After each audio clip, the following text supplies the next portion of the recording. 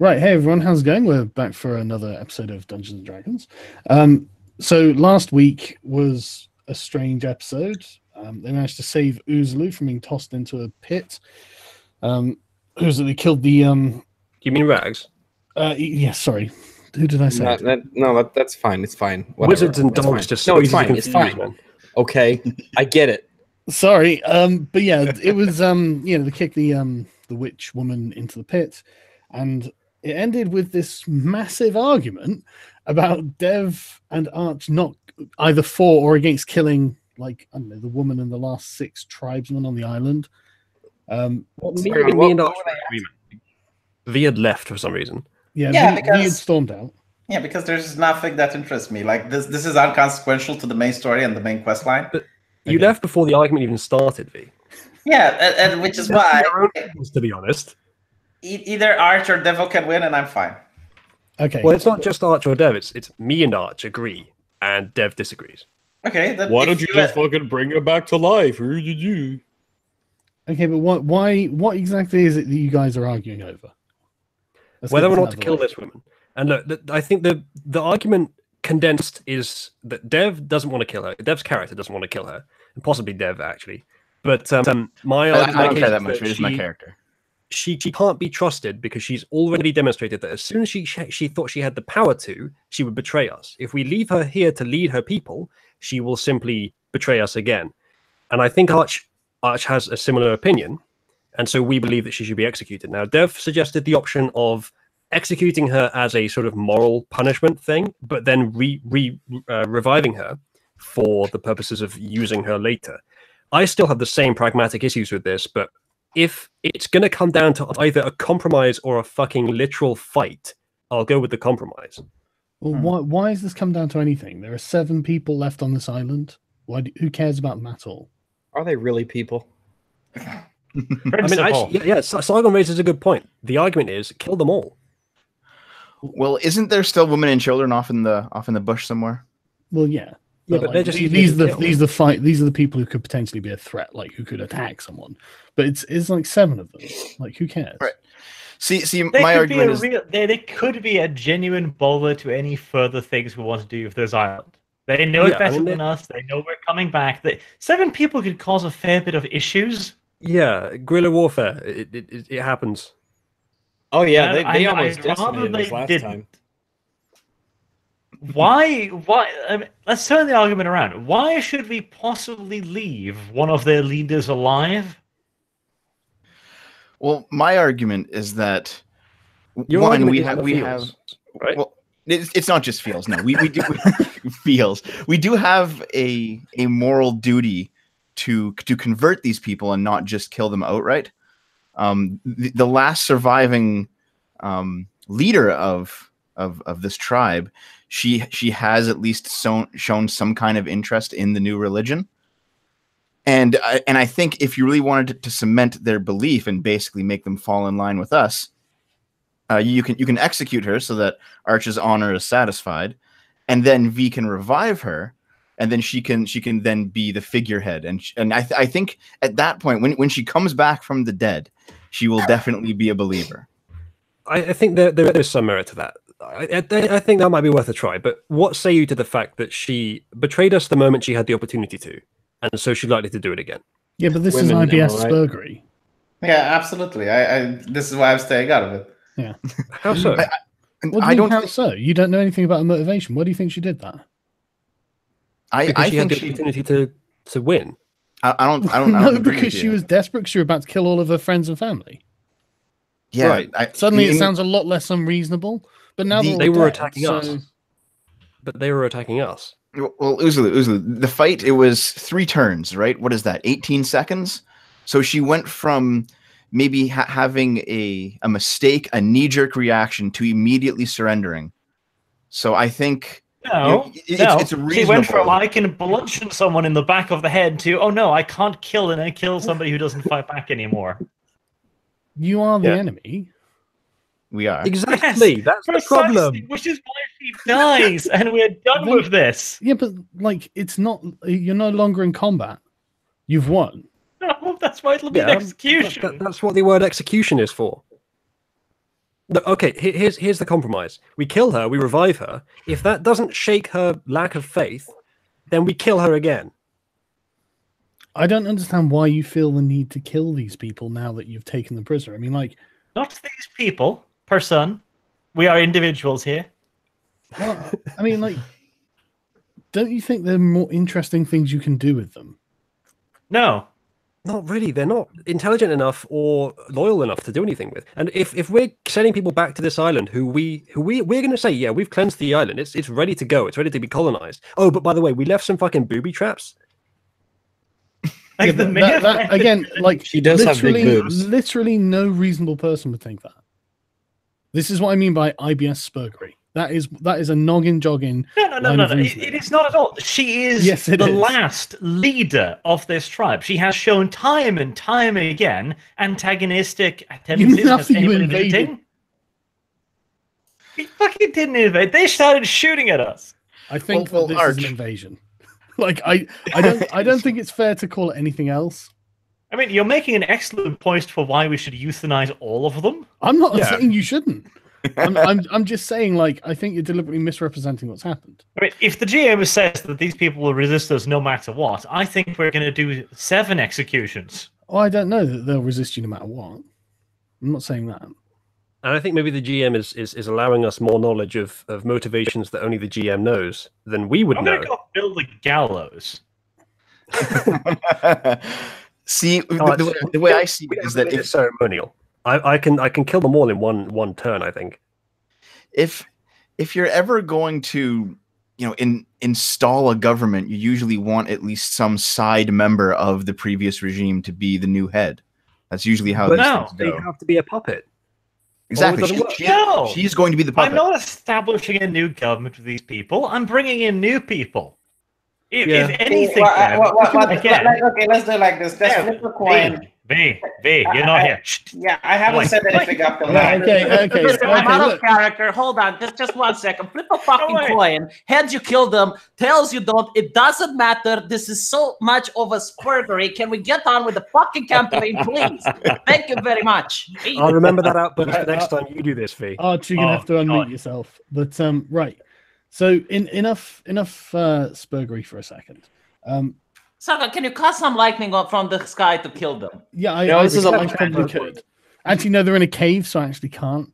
Oh, yeah. It had to be an earthquake. An earthquake, Sargon, an earthquake. Okay, I can do an earthquake. But, like, what I mean is, like, why don't you just think about what's going on? I mean, like, do you not think that these people might be interesting to someone back home? Well, anthropologists have their own business, but we don't answer to them. No one said you did answer to them. Yeah, but can we sell them? Like, are we going to risk our safety and the safety of the Lord we serve for a bunch of anthropologists? Risking your safety for what? You can kill all of these people in one turn. Yeah, but they could damage us while we're doing it. You don't allow an enemy who has animus. This is what I mean by IBS spurgery. Like, this is not playing the campaign. This is being an IBS spurg. So basically, what I'm saying is, I think there are genuinely people who do like that, but I also think there are people who want to watch an actual campaign. So I would really appreciate if we could knock off the IBS spurgery, if that's okay with you guys. Okay, let me put it like this on then. My character would never let somebody who'd already betrayed them live. Again, and a leader of their country. If you just want me to play a retard like V, let me reroll. I'll play a crazy hermit, live in the woods. I'll just go along with it. What I'm saying is that this is grinding the entire campaign to a halt. Yeah, but it's grinding it to a halt around a critical, principled argument that our characters would genuinely have. This isn't IBS spurgery. This is playing our. No, I don't agree that that's the case. I think this is something our characters would argue about in world. Yeah, I think that the ego of the characters is a point where we need to think about like okay, so how do you intend on proceeding at all with the campaign from this point onwards? Well, the rest of the campaign is fine once we've sorted this. It'll probably be the same either way. But if you think the ego is the problem, then elect someone to force them to just give up their position and see if they do it. Exactly. Neither can we. Why not? Well, because one of us has to give up. In fact, two of us. Okay. Yeah, have a vote.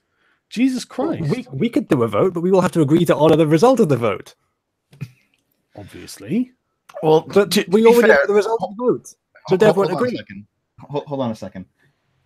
The compromise that you issued last session, Arch, was to kill her then revive her. I'm on board with that. Yeah, I'm fine with that. And then if she still isn't on our side, if she still isn't likely to be a good puppet, then we can come back to the same issue. Yeah. No, we can just, the literal at that point we can just kill her. Convince her. Then like, I don't think anything will. Yeah, this is kind of like her chance, right? We can kill her. I'm willing to try that. Yeah. And I'm willing also to let Arch be the one to execute her, considering he is the one with the most procedural honor to lose, not personal honor, but sort of like cultural honor. Oh my god, problem solved. Yeah, I did suggest that. You know, who suggested we should investigate the island? That's the one who fucked up all of this, because we should have been on the boat all the way back to Pendley by now. We're going to go back and find out it was V that suggested this. It was. We should investigate. No. I was clearly against it. Feel free. I'm even going to wager money on this. Now that's some IBS spurgery.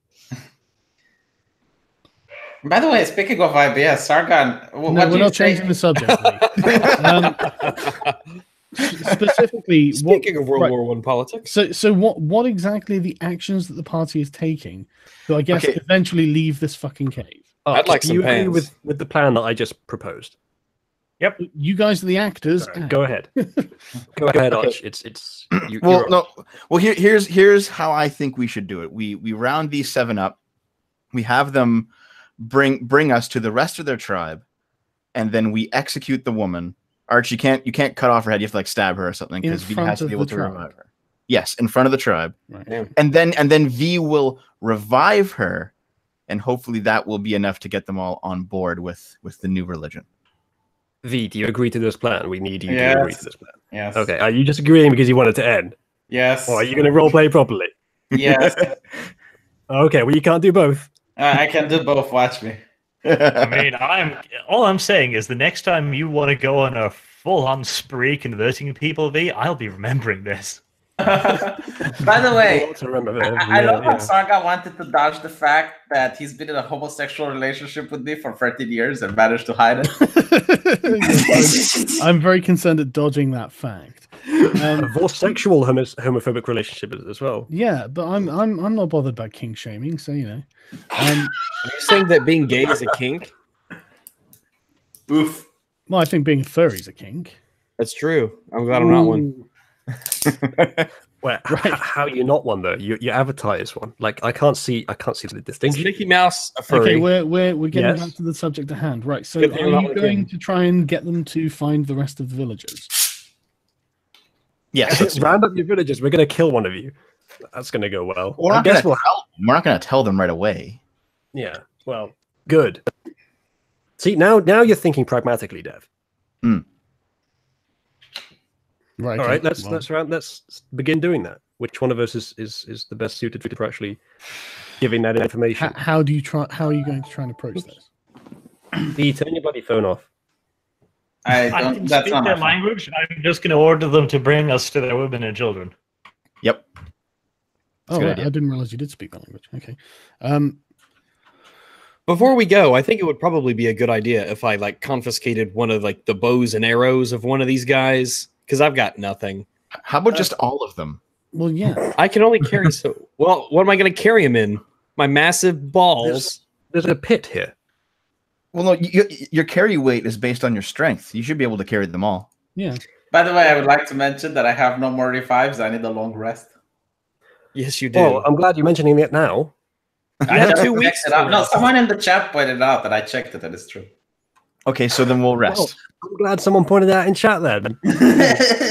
Technically speaking, you need to spend 400 gold for a rewind, so let's just skip that part for now.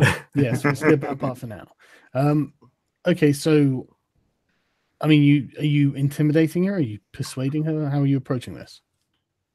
Well, I'll kill her if she doesn't, and then I'll move on to the next guy. So I guess it's intimidation. Go ahead then. I mean, it's not like she had. Maybe this will be a good way to just stab her anyway. Maybe she'll give you a justification to just murder her, man. Who knows? Yeah, no, I'll just place the rapier over her heart and tell her to bring us their women and children or else. Yeah, go on. That's insight. That's intimidation. It's not the best intimidation. Oh no. Right, okay. What's the insight for? Sorry. That is me misclicking. Right, okay. Yeah, she pauses for a moment and then just says no. You will kill them. All right, let's start up the argument again. Fantastic. There we go. I hit. Okay. I deal 12 damage. That's pretty good. Hang on a sec. I hit again. I think you're fine. Bad. Hang on. I've got 2 attacks.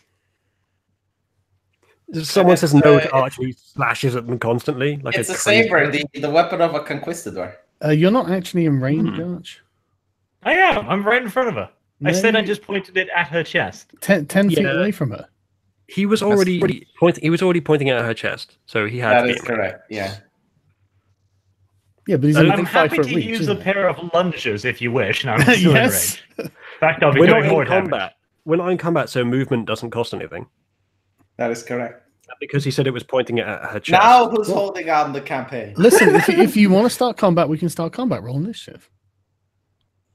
She's helpless in front of me. I literally have my weapon.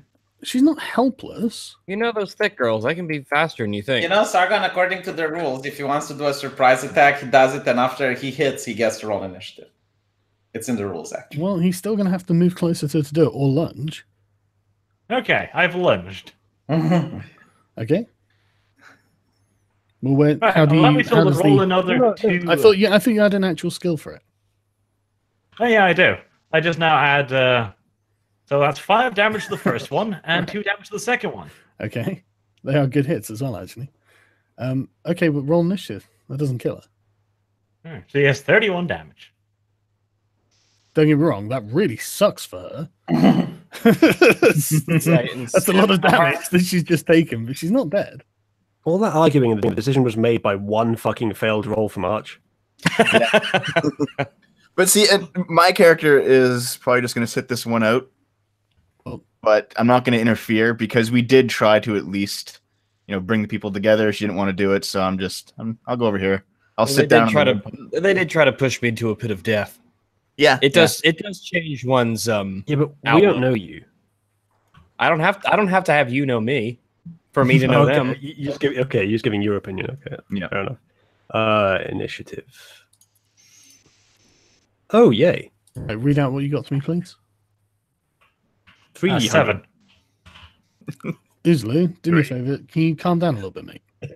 It's 3. I'm perfectly calm. Thanks. And 3. So what did you get? 3. And Arch? 7. V? I left the cave, remember? Oh yeah, good point. Dev? All right. Oh boy. I'm not going to participate. Okay. Do I still have to roll initiative? I can just walk away and not do anything? You should probably roll initiative just because you're there. Okay, yeah, that's a good idea. What, are you going to pull a hands up, don't shoot? Yeah, kind of. I got a 12. Officer! Okay, well, Rags, it's your go first. All right, well, may I ask how many arrows I've got? I don't know. How many are in your inventory? Well, I don't know. I don't have anything. That's the thing. All I did was I just picked up some stuff. Just a moment ago, I just said, can I pick up their bows and arrows? And you said, yeah, sure. Well, you could, but nobody actually did it. All right. Well, okay, fine then. I'll forego the picking up of the bows and arrows, and what I'll do is I'll use my attack action to give Arch. I have the maneuver. Oh right. Can you drag it into the chat so I can say it? I can. Let me press the magic button. Thank you. Let's see. Let me scroll down here.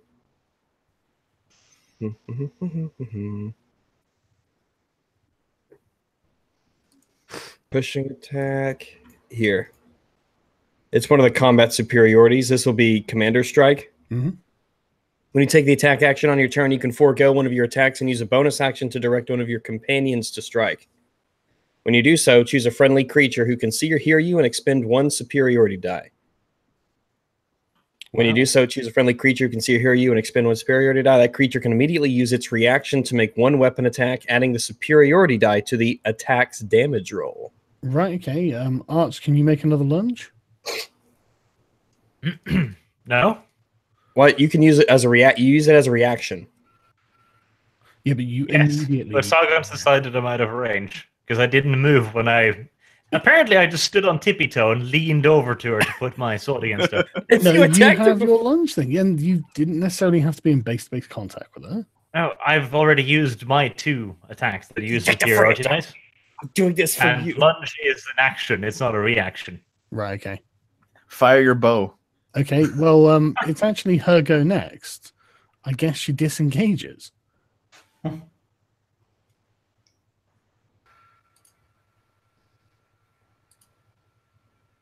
Weren't her hands tied, by the way? No. Man, she didn't sweat much for a fat girl. Actually, she sweats quite a lot. Oh my.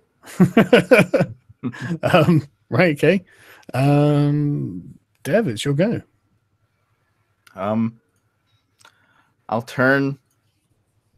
Actually, no, I'll just turn around and look at these people, but I'm not going to move. Glower. Just to make sure they're not going to do anything crazy. That's all I'm doing. Yeah. Okay, yeah. I mean, they seem to be quite surprised, and no one has moved. So, okay. Uzulu. Oh no, Arch. Sorry. Now this is IBS perjury, because I'm not going to stop chasing her. I'm going to just keep sprinting after her for the rest of this game if needed be. Okay. Uzulu.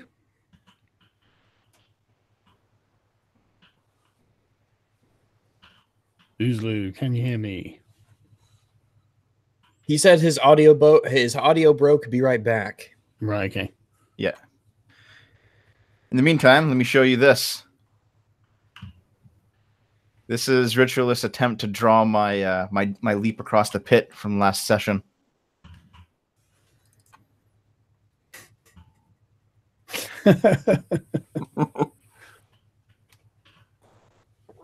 That tub ain't big enough.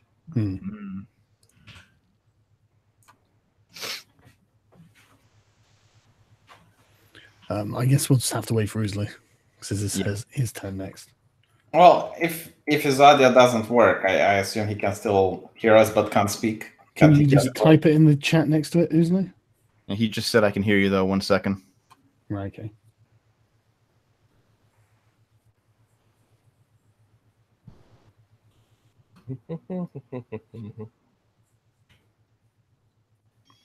Is it working now? Yes.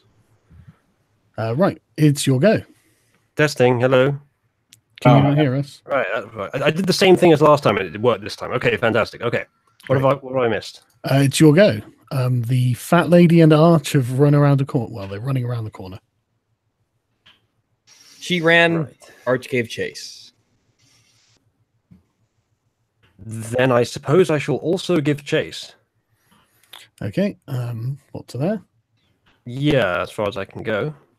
It seems the responsible thing to do. Okay. Right. Rags, it's your go. Can I spend the turn collecting a bow and a quiver of arrows? Yeah, of course. All right. I assume that would just be... Would that be part of move and the whole turn spent doing that? Yes, probably. Well, actually, you can't get burn arrows. There are just spearmen who are dead on the floor with spears. All the archers appear to be alive. Well, can Dev still... Does he still have the effect of being able to speak to them? It's Arch who had it. It's Arch who had it, not me. Yeah. Yeah, fuck. I don't know sign language for give me your bow and arrows, please. You can just go try to take them, I guess. You're going to find that you have less enforcement of that authority now, I assume. You know what? I'm just gonna hang out next to Dev then, just in case, because I don't have much I can really do. It's going to be a full session before you get any weapons, isn't it? It might be. Actually, I do have a short bow I can give you. That would be magical. Okay, well, I assume you're going to move over to Dev to collect the short bow then. Correct. Right. Let me scoot that window away. I was trying to find... Yeah, there it is. Okay. Can you grab it this turn? You got to wait for my turn to give it to you. Presumably, we've got to wait for your turn to give it to him because it's on your Okay. person, unless he can just take it off you. Do I have not your sure. consent? Sure. Right. Okay. Well, I don't see why you can't just take it off him then. I assume it's on your back or something. You know. Yeah, I take the short bow and How many arrows? how many arrows? How many? I think I have 10 arrows, 9 arrows. Let me look. I can't find my arrows. Oh God. Truly, I know an they're in art, here. one of the I know archer's they're in biggest here. problems. I have 9 arrows. They're right here, and I I have have one 9 short bow. arrows. 9 arrows and 1 short bow. 9 arrows and a short bow. Got it. Yeah. Now I got something. Yep. The short bow does d6 damage. But I'll assume that's your turn. Right. It's Unga, who is now running in a blind panic.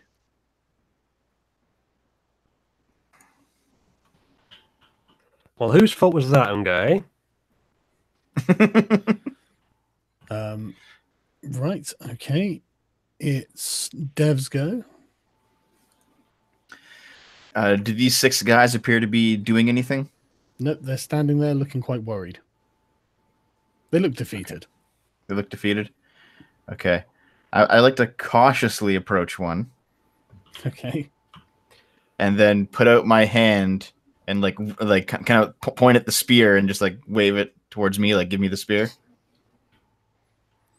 Are you trying to persuade him? Yes, Not I guess, trying but well, through sign language, but yes. Yeah, you can use sign language. Okay, let's Got do it. persuasion.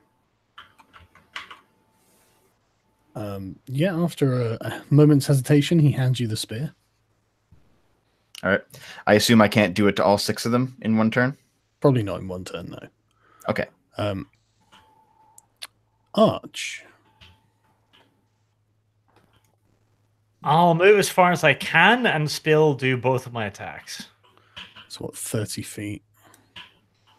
So probably about there. Okay. And I'll shoot her with the bow. Yep.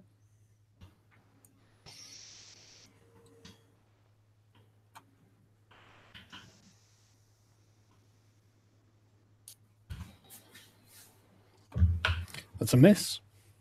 Why didn't we take away her armor? Because you stabbed her. That's it. 12 plus 8.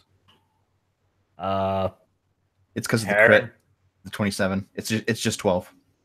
Yeah, it's not a critical. But 12 is still pretty fucking good, really. Okay, she now has an arrow sticking out of her back, but she's still on her feet and she's still running. Man, these fat chicks. Oozily. Yes, the need for some sort of ranged attack now occurs to me. However, it also occurs to me that I am supposed to have a spider lolly somewhere. I don't know if she survived last session, if I dismissed her. She's remember no that? longer on this plane of existence. Okay. She's been banned. She's been deplatformed from reality. Damn. Uzlu, you have the same bow that I had. We both had I one. do. Yeah. Chances of me well, I need to re-equip to it as well, which is going to take a turn, and then I lose her. I think I better keep running, because if she slows down, I can catch her. If you drop your glaive, you can re-equip it as a free action. You just can't put your glaive away. You have to abandon your glaive on the floor. See, that is something I'm not particularly happy doing. Especially since... no, you can interact with objects, so drop it, pick it up again. To be Because fair, D&D is dumb. Really? Yep. That Free seems- action, that's a- interact with object. Oh.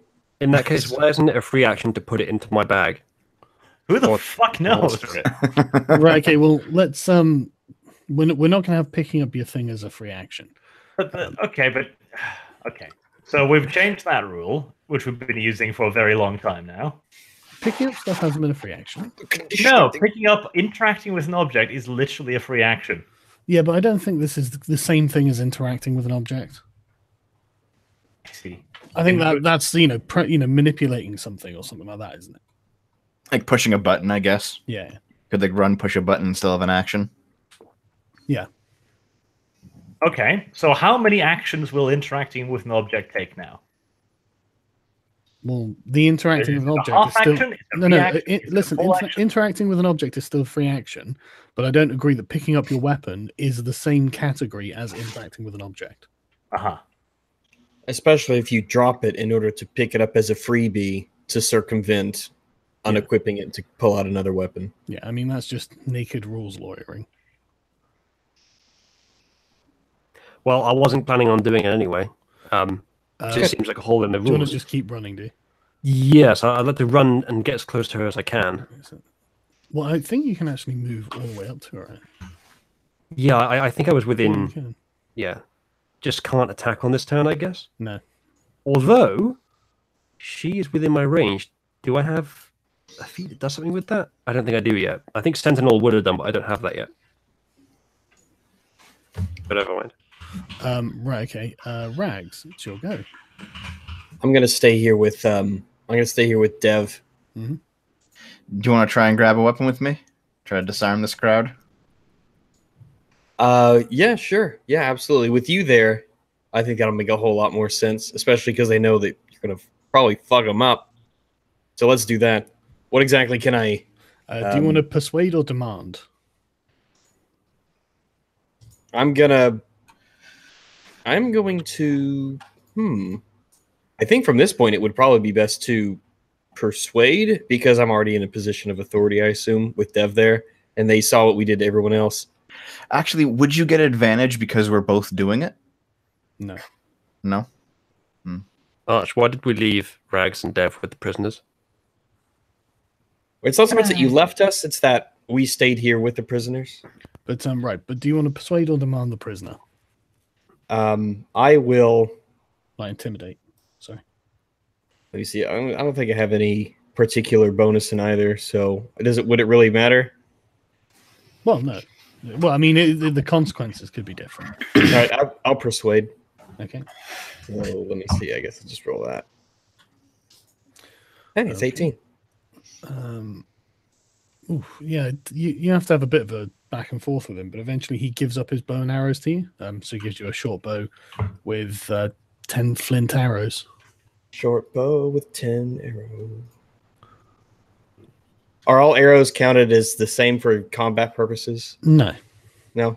All right. No, you like normal ones that you guys get are iron tipped and do D6 damage. These ones do D4 damage. Okay. And I get 10 of them? Yep. Sweet. Isn't flint sharper than iron or steel? No. It could be sharper, but it could be far more brittle. Yeah, it's like obsidian. I have to clarify, is this another new thing? Because there are no different arrows. Oh, well, this is something I've been doing for the whole time. So, but you've only had access to iron. So iron is like the default, pretty much. Yeah. Okay, I got you. But there are different ones, and I have got it all written down. So, right. And may I ask for this? So a short bow is 1d6 piercing, and a flint arrow is 1d4 damage. Does that use the damage of the arrow instead of the bow? Yes. Okay, I got you. It's so I can give you stuff that's better than normal, but not magical. But anyway. Okay, that's fair enough. Yeah. Sorry, whose turn was that? It was yours, wasn't it, Rex? Right. Right. Okay, it's Anka's turn. Do I get an opportunity attack if she tries to leave my zone?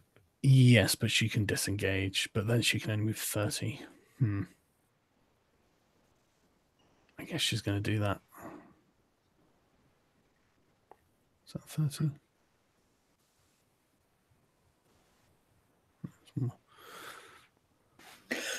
Right. Dev? I'll do the same to this guy here. Try to get his weapons. Right, okay, go on then. Where's persuasion? He refuses to give his weapon up. All right. Can I? Is that a full? I can't try another. Yeah, I'd say that's your turn. All right. That's that. Right, okay, Arch. I'll sprint up to her then. What, 60 feet? Mm-hmm. Okay. Okie doke. Uzlu. I think what I'm going to do next is slightly predictable. I shall take the 30. Yep. And then I shall take the chunk of her that comes out with this. Hey, right. You know I'm standing next to Arch? Yes. That's a hit, right? What, on Arch? No. Arch is standing next to me and we're attacking her. And we're behind her, so we get advantage. Advantage. Yeah. To be fair, you probably do have advantage. That's correct. Yeah. Thank you. That was lucky. It was. but completely but completely within the rules, so I guess I can't argue it. Go on. Well, I only hit 6, but I can do it again. Yeah. Go on then. Someone in the chat pointed out that the Anga Banga thick chick had her hit points down last turn, and now she's completely healed. No, she'd already had damage on her before they started hitting her. I have a feeling she might not be as well anymore. Yeah. Yeah, no, she collapses. The end of an era. And now let's end the rest of it. Yeah, she is on the floor and she is bleeding out. The combat's over. Right. I make sure. Okay, well, you can just run her through. Well, it just so happens that Arch and I are the two that want to kill her, and we're the only two here. So I'm just going to whistle to myself. No deep moral argument now, is there? No. The moralizing is back in the cave. Yeah, I mean, you can run her through. I will. Okay, well, then she dies. Let me find the blood thing, sorry. Now, Urzulu, just chill here for a second. I'm going to walk back and use however many actions it is now to pick up a weapon and come back and chop her head off. Why don't you just use your saber? Because I dropped that for my longbow. And I still didn't get an answer on how many actions that is, because it'll be useful. How many actions is what, sorry? Picking up a weapon. An action, I guess. Okay. Not to be full of such IBS spurgery, but what did you run her through with? Arrows. An arrow. Fair enough. I'll accept that. To be fair, she's laying bleeding out on the floor. You could take an arrow and stab it through her neck. I mean, no one's going to stop you. Well, you actually have 2 swords, don't you, Arch? I could just use the other one. Yeah, you have the mastercrafted one and you have the regular rapier. God, imagine trying to cut someone's head off with a fucking rapier. Right, okay, you can go back and get your saber though, and obviously do that. In the meantime, Dev and Rags, what are you doing with the remaining 6 tribesmen of this tribe that you are slowly genociding? Okay, can we continue to? I mean, now that combat's over, we can just roll for them, right? Yeah, of course. The one in the middle didn't want to give up his weapon though. Yeah. Do you want to try him, Rags? Because you can also persuade. I already tried it once. Sure. I'll give it a try here. Go on then. Nice roll on the one you didn't use. That's fair. That's charisma. All right. So the middle guy really wants to keep his stuff. No. Click on the persuasion skill, not the charisma skill. Standard. Oh, okay. Okay.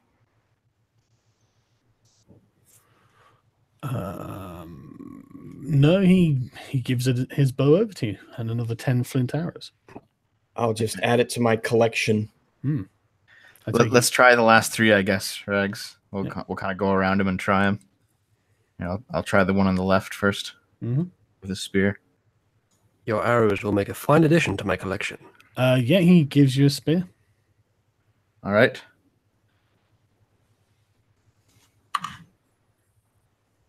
If you want to try, you want to go? Let me go to the other. Let me go to the other spear guy because it might be nice if I have a spear in my.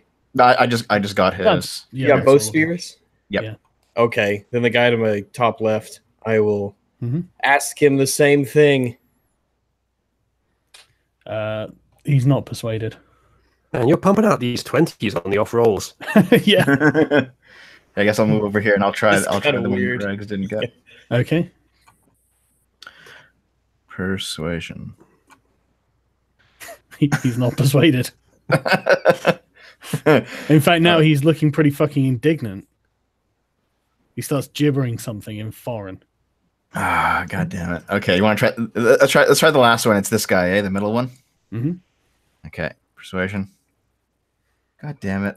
You want to try him, Rex? Hang on a second. Fine. Hang on. Hang on a second. Hang on a second. Yeah, he openly refuses and he starts getting indignant too. Okay. Right, what are you doing, Rags? I rolled persuasion for the same thing. Yeah, but you weren't doing anything when you rolled it. Oh, sorry. I know I'm being a dick, but like you're like, oh, I've got a 20, but like we weren't in a position where you were supposed to roll. all right. I attempt to persuade and do the same thing that Dev did. Okay, go ahead. Oh, fucking hell! Am I the new? Yeah, he reluctantly. I guess he must be persuaded by his friend standing next to him and hands over his bow and 10 flint arrows. He is fucking thrilled to give me these. He's like, I've been carrying these around for so fucking long. Thank you. I'm no longer a combatant. You saved my life. So the openly one refusing to give them to one of you, and then joyed to give them to the other. Like, oh, white person. It's not that they're overjoyed, but they don't see any other option. So the only last one voluntarily gives up his bow and arrows. Oh, okay. So we have all 6 sets. You've got four bows and 40 I have flint arrows from that, and then 2 spears, flint. Okay. So can I give Uzulu his one a short bow? Yeah, my bow. I'll take my bow back. So thank you. Taking it off of me. So you now have a short bow. So I only have 3 strapped around my shoulders. I think you just said Uzulu instead of Dev. Oh, sorry. I'm sorry. See, it's easy to make that mistake. I don't know why. But Uzulu, Dev, on that note, Uzulu and Arch, what are you doing? I seem to just be where the human mouth wants to go, which explains a lot of things, actually. Right. Sawing the fat woman's head off and then going back. Okay, you saw off her head. Right, then I'll bring it back to the tribesmen in the cave. Okay, Uzulu, you going with him? Are we not doing the resurrection plan now, Arch? Yep. You ran. Not my fault. Okay. Yeah, the conditions I am of the going deal with him have there. changed. Right. Pray we don't alter it further, lads. We're going to kill you more. Okay, so So now you ran. Bad idea. Now I'll just approach the next guy in line and go, right, like I said, now you'll guide us to your women and children. Okay, yeah, like defeated, head bowed.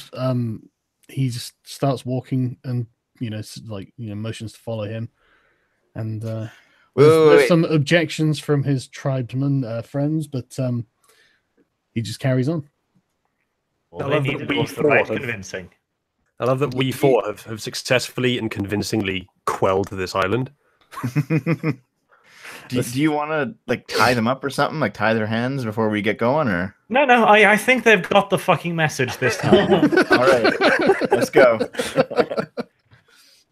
See, I'm on board with this because she refused our offer. So my character's like, okay, well, we gave her the chance and we were being charitable.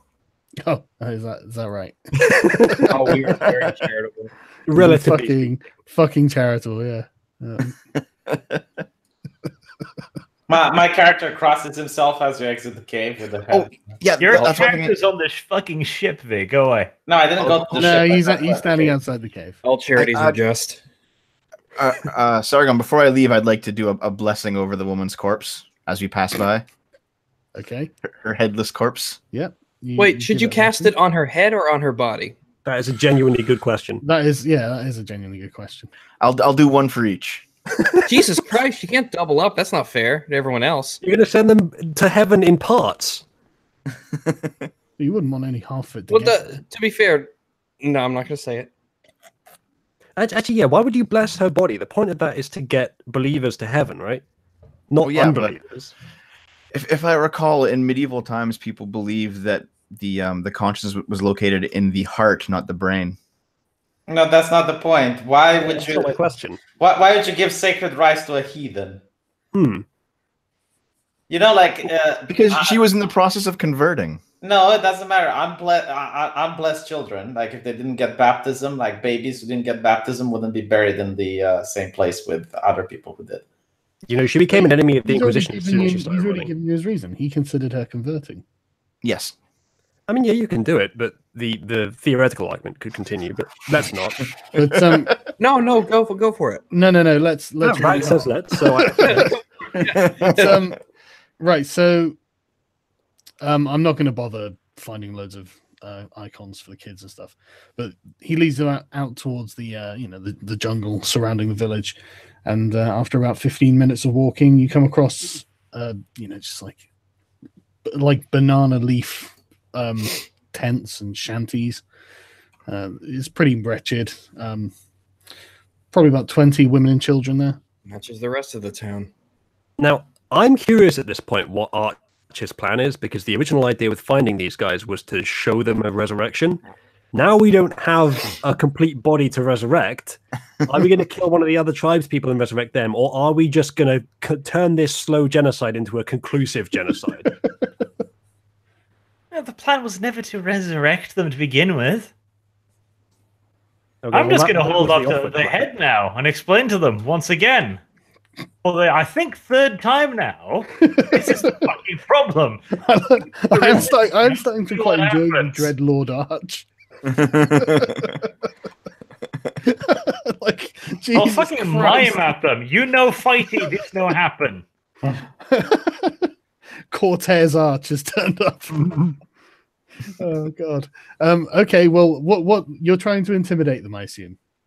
You don't. Sargon, you don't let me use charisma to persuade people in some scenarios because it's unreasonable to persuade them. Like, you shouldn't roll for NPCs when it's goddamn unreasonable for them not to be persuaded. Yeah. Do we need me for charisma anymore? Okay, look, you say that, right? But there are lots and lots of examples that I could pull out of people doing kind of like doing things you wouldn't have expected in a situation like this. Like they'll take their own line. Okay, yeah, sure. Right. So I believe you. It's fine. I believe you. I'm fine with them committing suicide. I'm all. Well, yeah, but that's the thing. So, do you want to try and like impose on them like this? Obviously, you do. So just fucking hell. Okay, good. There you go. Okay. Well, I mean, do I need to make another lesson? You stand there berating them, holding this dripping head about this. They're now status as serfs of yours, blah blah blah blah blah, and they all kind of sort of like one by one start salaaming towards you until you finish speaking, and they're all just prostrate on the floor in front of you. Hey, it worked. Yep. There we go. Right, I'll toss the severed head to V and go resurrect that. Yeah, V, you tell us all about your resurrection skills. Actually, it doesn't work if the body is. Don't say. I'll just nod sagely and go like, good information for the future. Yeah, and I look at Lord Archer. It's like necromancy, my lord. That is heresy. Oh, now it's necromancy. Resurrected on a fucking whim and go like, yes, it is fucking necromancy, isn't it? Right. Okay. So, what is it you want to do with the survivors now you have tamed them? I just want them to stay away from the people we're going to send here in the future. That's all. Just fucking stop resisting and you can live. Okay. Okay. Well, I mean, you can command them to do that, and they all whimper and beg for mercy and say they promise they'll do anything that you say. There you go. They fucking figured it out. Hey, I speak up. Mike, I speak up. Can you ask them where like all my stuff is, like the gear that I brought with the island to me? You had stuff. Yeah, you think they sent me here like this? Yes. This is Sargon's fucking campaign. I expect This is a magic and clothing light campaign. Yeah, but they've already found it. You were the scouts in party stripper. Well, no, the stuff was the stuff that they threw into the pit. Well, fuck. That wasn't called for. We all started the game with good equipment, to be fair.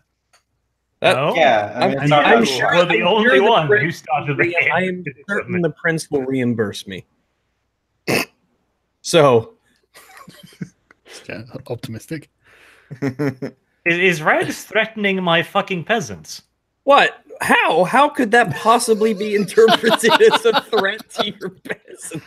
Right. Okay. So, Lord Arch, I assume that you've basically taken command of the mission at this point. What are you doing? Are you staying on this island? I mean, you've cowed them into obedience. Can we start calling him Lord Arch of Shitstain Island? It's not, the island's not that bad. I mean, it's quite a large island. There's a lot of it you haven't explored. It didn't feel very good being there. That might have been. That's the most millennial answer I've ever heard. It could have been the people, not the geography. To be fair. Yeah, but if the millennials were doing what we were doing, I would understand. Well, they were back in the days of Cortez. This is like the opposite of New Monitor Island, New Sentinel Island. Well, no, it was kind of similar in a lot of ways. I mean, they had the same kind of border policy, which I approve of, frankly. Fair enough. Like, I don't begrudge them for protecting their borders. Right, V, do you want to drag this out some more? Should we stay here for a month and convert them? The fuck did I do? We need to have a discussion after it gets convert them. I've got them kneeling. Okay, Arch, do you have time for me to explain? Because I'm willing to do this and put you all to shame. That's fine. I remember one autistic person saying, "Go talk with." No. See, this is what you do. Hang on. Order. Yeah, can I defend myself from these slanderous accusations? Go on. We will hear thee. All right. All remember. I remember some spastic suggested I go talk with the natives, and I'm talking with them, and it's like, what the fuck do you want me to accomplish? No one actually said the point of me talking. In fact, I didn't even want to investigate the island. I wanted to go back and finish the main quest. But for some goddamn reason, we're still on the island. I don't know why. Okay. I'm genuinely curious what you're going to do with these people, Arch. I think it's a reasonable assumption to assume that you would want to convert every wayward, pointless soul you can, V, considering history. Hang on a sec. So, V, Arch has asked you if you want to convert these people. Do you want to convert these people? Do we have the Catholic interpretation? Because some people would say that Indians don't have souls and thus they can't be converted. But stopped you previously. Yeah, I was going to say it's up to you. What interpretation I suggest we round them up, tie them up, and take them to the Inquisition, and more enlightened people than myself will figure out what to do with them.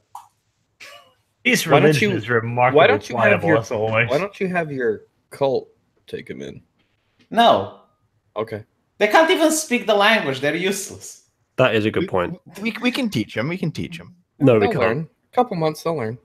Here's what I think we should do. We should V can give the sermon, do a mass conversion, and then be like, we'll be back later, and then we'll have the church send some people. No, we should take them to the Inquisition. Maybe there's even a reward, and we get some reputation with the Inquisition. Why? Hang on. Like, you would know. Your character would know that the Inquisition wouldn't really give a shit about these people. I can't imagine. I would say it's like, look, it's interesting. We found these people that never heard of the Lord, and they would be like, wow, that is fascinating. Now, I'm concerned about what Cardinal X is doing to Bishop Y and how that's going to affect the Pope's interests. They don't care about 5-6 tribesmen, man. Like they're the international power brokers. You know what I mean? Mm-hmm. I think what we can expect from the Inquisition is that they will send some people here to start converting the people like long term, and it doesn't have to be us. We can just tell them that we found them. The Inquisition are not going to do something like that. These people aren't Nerofians. Well, they don't. The Inquisition is concerned about keeping the faithful on the track of the faith. I mean, your character would know that. They don't care about some heathens. Any Inquisitor worth his salt would probably say kill them all. God would know his own. Well, exactly, which is why I want to bring them to the Inquisition. Why don't you just murder them? No one's going to stop you. No one's literally, even if you went back and said, yeah, we killed 500 tribesmen, everyone's just going to be like, that's Lord Arch didn't order me to do it, so. Let me rephrase. The Inquisition wouldn't care, but I'm sure there's some faction within the church that would want to send missionaries here, and that's what we should. What, the Marxists? We should go back. Do we have one in our midst, Dev? A sympathizer. Well, do you want to take them back with you or not? I mean, are you interested in trying to convert them? I think some person back on the island would be fascinated with these people, so we should take them. Can the ship even hold 27 more people? Probably not. At least not in good conditions. Do we even want to bring them on the ship? Pack them in. Smelly and violent. Well, I mean, why? I mean, I don't know. Take one or two. Who knows? I'll do whatever Watch wants me to do. So I think we should leave them here and just tell the relevant people that they're here. I'm satisfied that they are sufficiently cucked that we can send what's his face, the prince here, and he won't have any more than a minuscule risk of any resistance. We can tell him; he'll know to expect it. He might be able to do something with them. If not, he'll kill them. I think one knight could probably take over this island at this point. Yeah. I think that's what we do. We just go back. Let's go. I mean, 4 Mongoloids manage it with way more people here to subdue, so one knight probably could handle 25 pointless leftovers. Yeah, and like only 6 of them are even combatants, and they don't even have any arms. So, like, we took their fucking sticks away. Yeah, exactly. So it's just like stick throwers. Yeah, like I don't think this is a strategic concern of anyone's. What if he's got a pointed stick? Yeah, exactly. It's like, what? Okay, so are you finishing your exploration of the island at all, or are you just leaving? Stop telling people to keep exploring the island, you artist. I am asking you what your decisions are. First and foremost, Dev, give them back their sticks. Why am I giving them back their sticks? Because the poor fuckers might want to hunt. That is actually a good point. Now that they've completely submitted to Arch cares about their welfare. No. Seriously, that's the Mongol method. Yes. It's very effective. I'm not begrudging it. I'm just observing. I will take stealing everything. Here, I'll take the two spears, and I'll put them like against this tree over here. You can just give them to. You're a fucking level 6 character. It's a flint spear. You could give them to. Okay, fine. I'll give them back to. Give me one. Acting like they're so I have a melee weapon. I'll give them back the spears. They have their spears. Okay. There you go. Listen, pointy sticks are not to be underestimated. Right. Okay. They take them and like bow their heads to you. Okay. Great. Rags. What? How many of the pointy sticks have you stolen? I don't have. Do you mean like arrows pointy sticks or spears pointy sticks or? The fat man had 2 spears, and I count 6 savages. At this point, it's fine if they have 2. They're 2 cheap flint spears. They're basically tribal weapons. I would be more advantageous with a short bow in practically every regard. Besides, the way I see it, it's not like I'm greedy to get sticks with sharp rocks tied to the end. Right, we're gonna have to launch an investigation to who stole the rest of the spears. I wasn't there. Don't look at me. There was 2 spears, 4 bows, and 40 arrows. Okay, well, give them back at least half of the bows and arrows, then. Poor fuckers. So I'd just like to thank Daisy and Chronologue. I hope you have a good Christmas too, man. And subscribe star seem really good so far. I've emailed their CEO a bunch of times, and he seems responsive, and he's telling me, about the things I'm asking. So, so far so good. But who knows what will happen in the future? But respond to my emails. That's a start. Well, yeah, dude, it's a massive fucking step up from Gat Conte and Patreon. Do you know I was shadow banned in Patreon? Like, if you look for the Patreon search engine and you look for V, my page doesn't come up. Really? Yeah, I'm legitimately shadow banned on Patreon. Fucking hell! Did you try that one not logged in? Patreon V. I just googled Patreon V. Yeah, but it's actually Google, not a search. No, just go on Patreon and search for my name. All right, okay. I'm gonna go get another cup of tea. I'll be back in a moment. You guys decide what you're doing, and then we're going to do it. Can we do the campaign? Can we finish the main quest, please? I swear to God, I am going to remember your insistent about this. Well, I'm trying to just move the campaign along. Let's get back on the road. We can leave these people here. We're good. We'll just get on the ship and go back. That's what my vote is. Yeah. I'm done. Romanian atheist V in Catholic Max Kolb? Well, to be honest, if you look at the Catholic Church, they believe that the Indians have no soul. There was actually a theological debate over this. Max Kolb, he's that cunt, isn't he? That's Red Pill Religion, isn't it? That's Dean Esme. Oh, there is something I want to but I can't find you on Patreon. No, actually, like V, I actually can't find V on Patreon. What name do you use on Patreon? V. VEE? Yeah. No, I'm shadow banned. I'm telling you. Creators, page 2. I'm looking at my page. It exists. Page 3. But it's just that Patreon decided to shadow ban me for some reason. Like, they actually shadow ban creators, which is interesting. Wow, that's actually interesting. I can't find him. I can't find it either. What's your Patreon URL? It's just go on Google and search Patreon V, and you will find me. right? Like people who go on my channel know where my page is. But if you go on Patreon and you do a search, normal search for me, it's not going to pop up. Let's see. Well, they can't really claim to be You're right. unbiased now, can they? Wow. Like, Yeah, you're right. Yeah, I but if gotta I go, go to my pledges because I give you a little something every month. I go searched. on I searched Subscribestar, Monroe. yeah, And I find me. Illusion. Your memberships, is that what it is? But if I go on Subscribestar, I exist.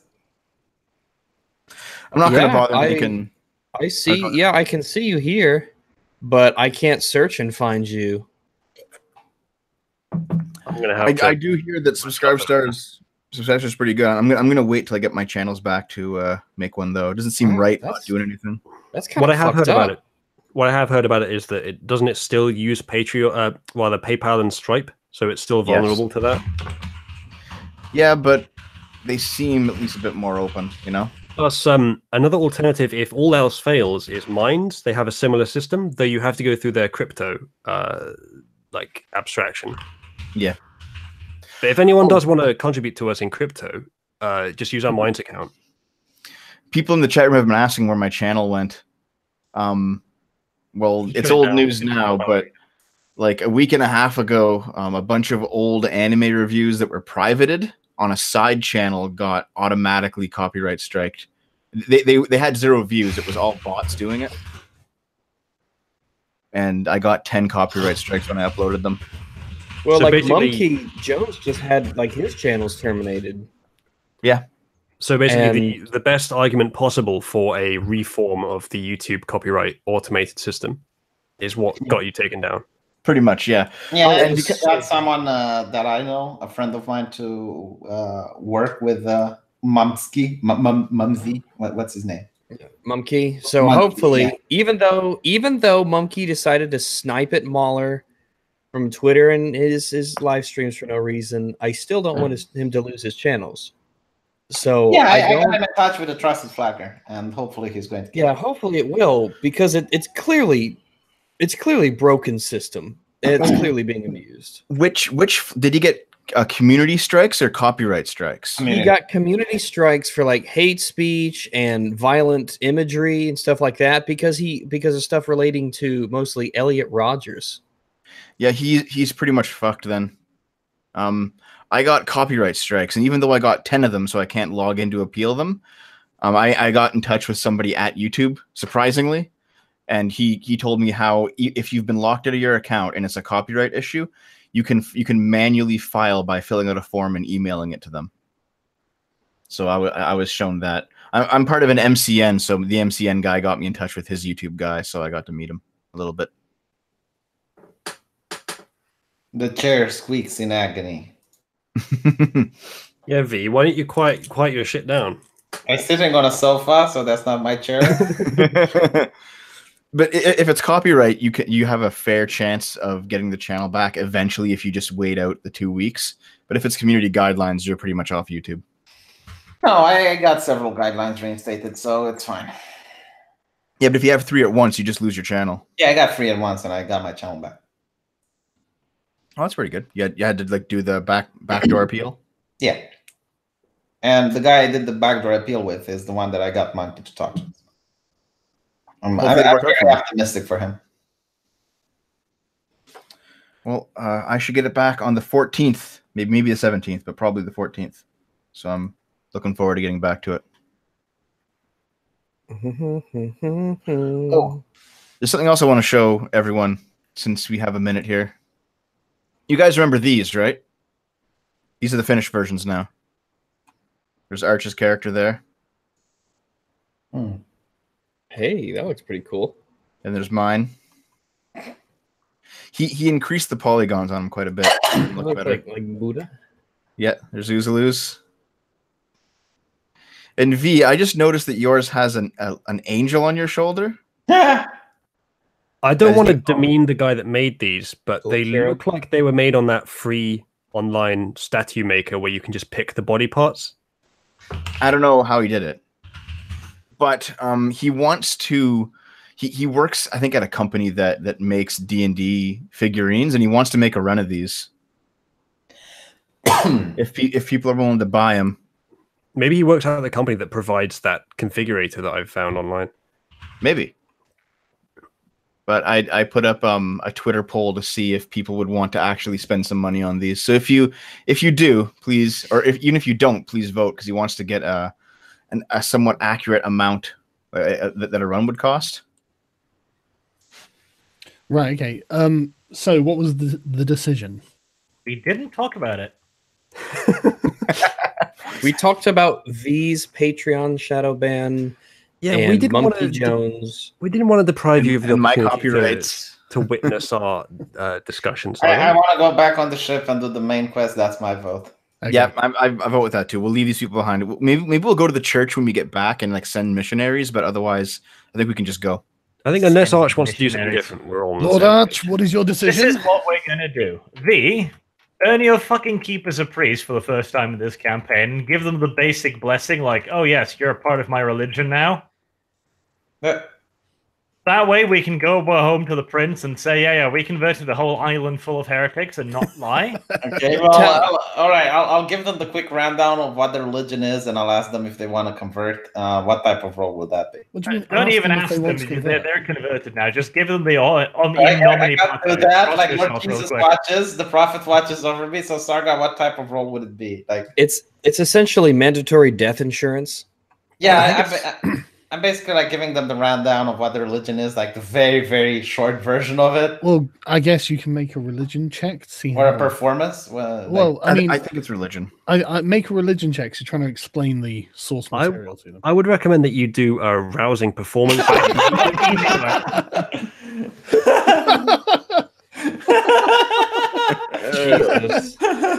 Okay, so the wave of heresy comes out of my mouth. Hey, charisma character, do you need to borrow the Ranger's charisma? Okay, no. Okay, so V explains an interpretation of the religion to them.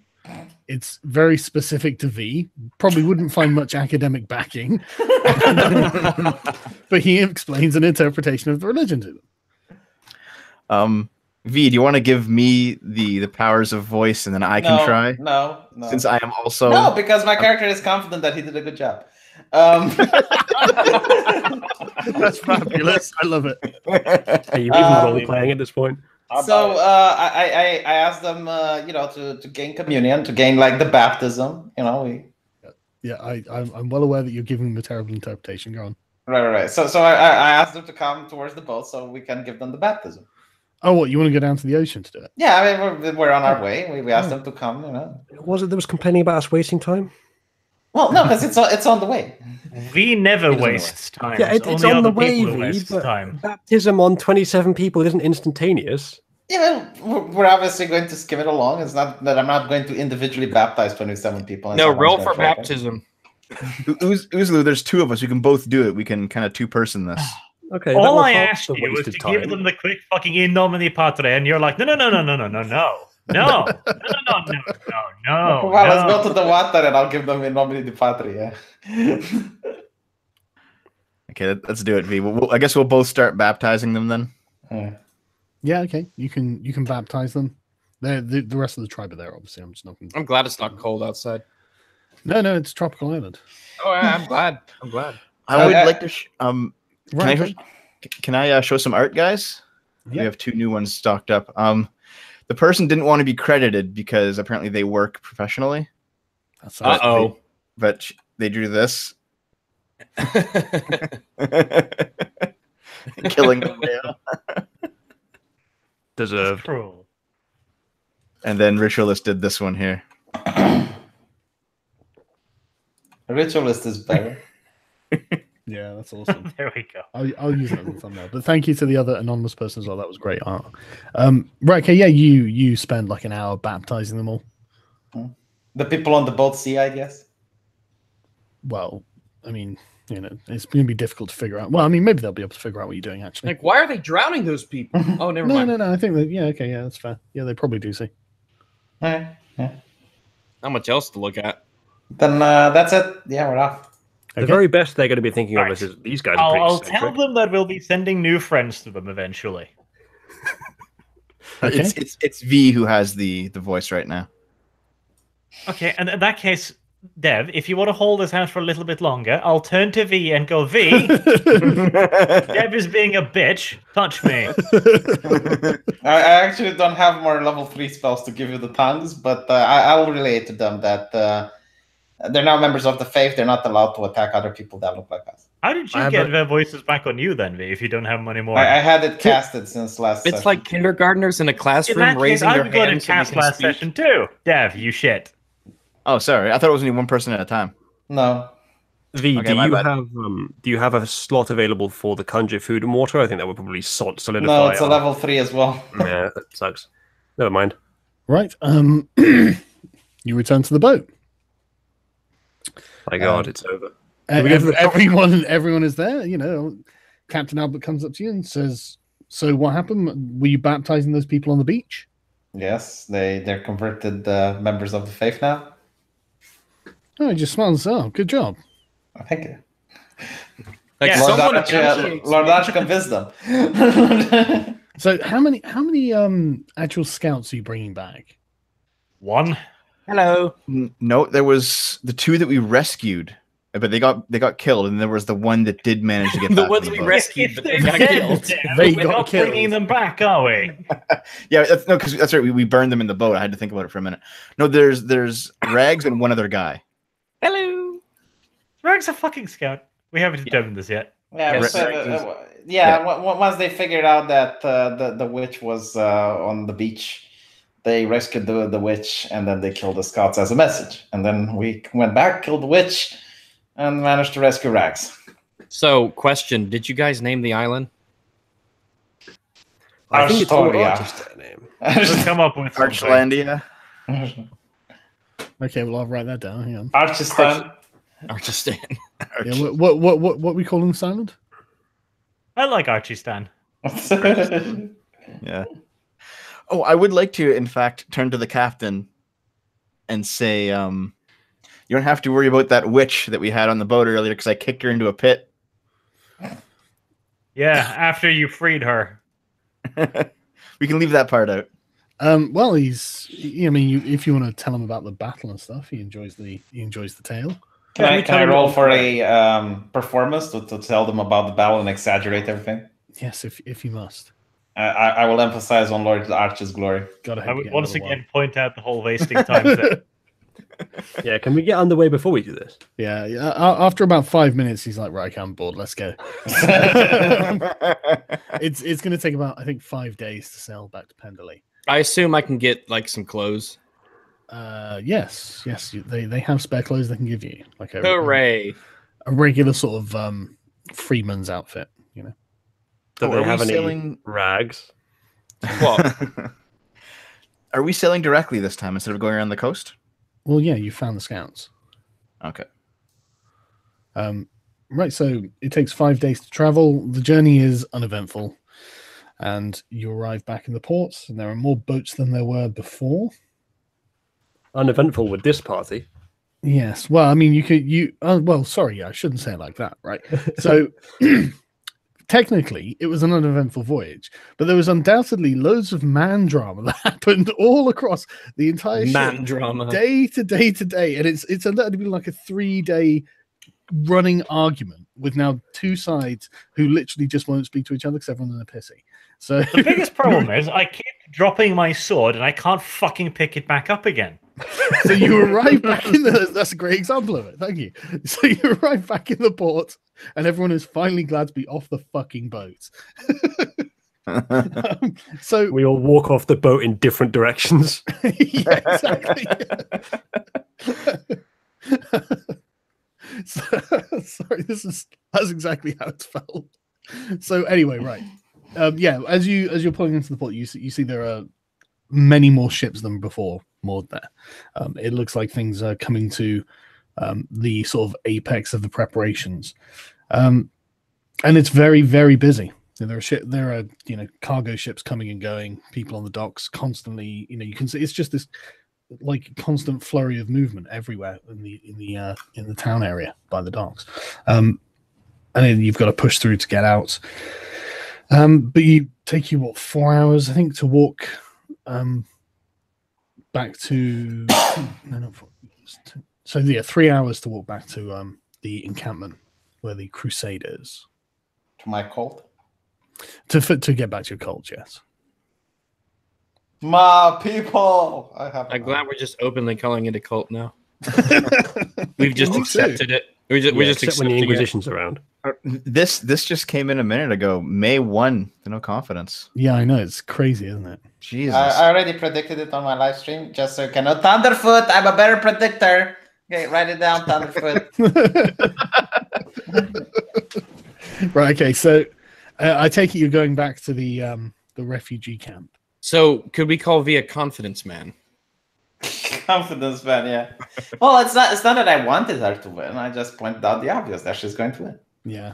There's one thing I'd like to do first. I guess maybe on the way back to the camp, I'd like to stop in the market. I have one thing to look for. Don't worry, it won't be long. Well, I mean, yeah. I veto this. Just 1 second. Press F for Brexit. No, it's not like you think. I mean, if no deals are made, and the EU have said that they won't agree to a deal, and they keep saying this as well, that they won't renegotiate any deal. When we hit what I think is 29th of March, then we just leave. Yeah, the only difference now is it's no deal with May instead of with Bojo, which sucks relatively, but it's better than nothing. It's better than her deal. Yes. So, Unless she makes up another deal, another plea. We'll talk about it afterwards because we'll do like a live stream afterwards. Let's finish this first. Right. Okay. So, yeah, you can go to the market, Dev. The market is bustling, and again, there are noticeably more people around. Am I forced to go to? Could I have gone to the market in Penderley as we were walking through the town, or do I have to go to the camp one? What, to the city? You can go and apply to see if you're allowed in. Weren't we already in it? No.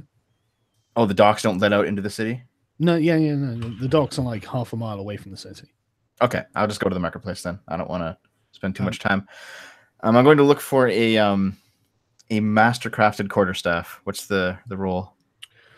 Just I guess a search or something equivalent to that. Investigation. Yeah, I'm going to try and get an upgrade the way that Arch did with his saber. Investigation.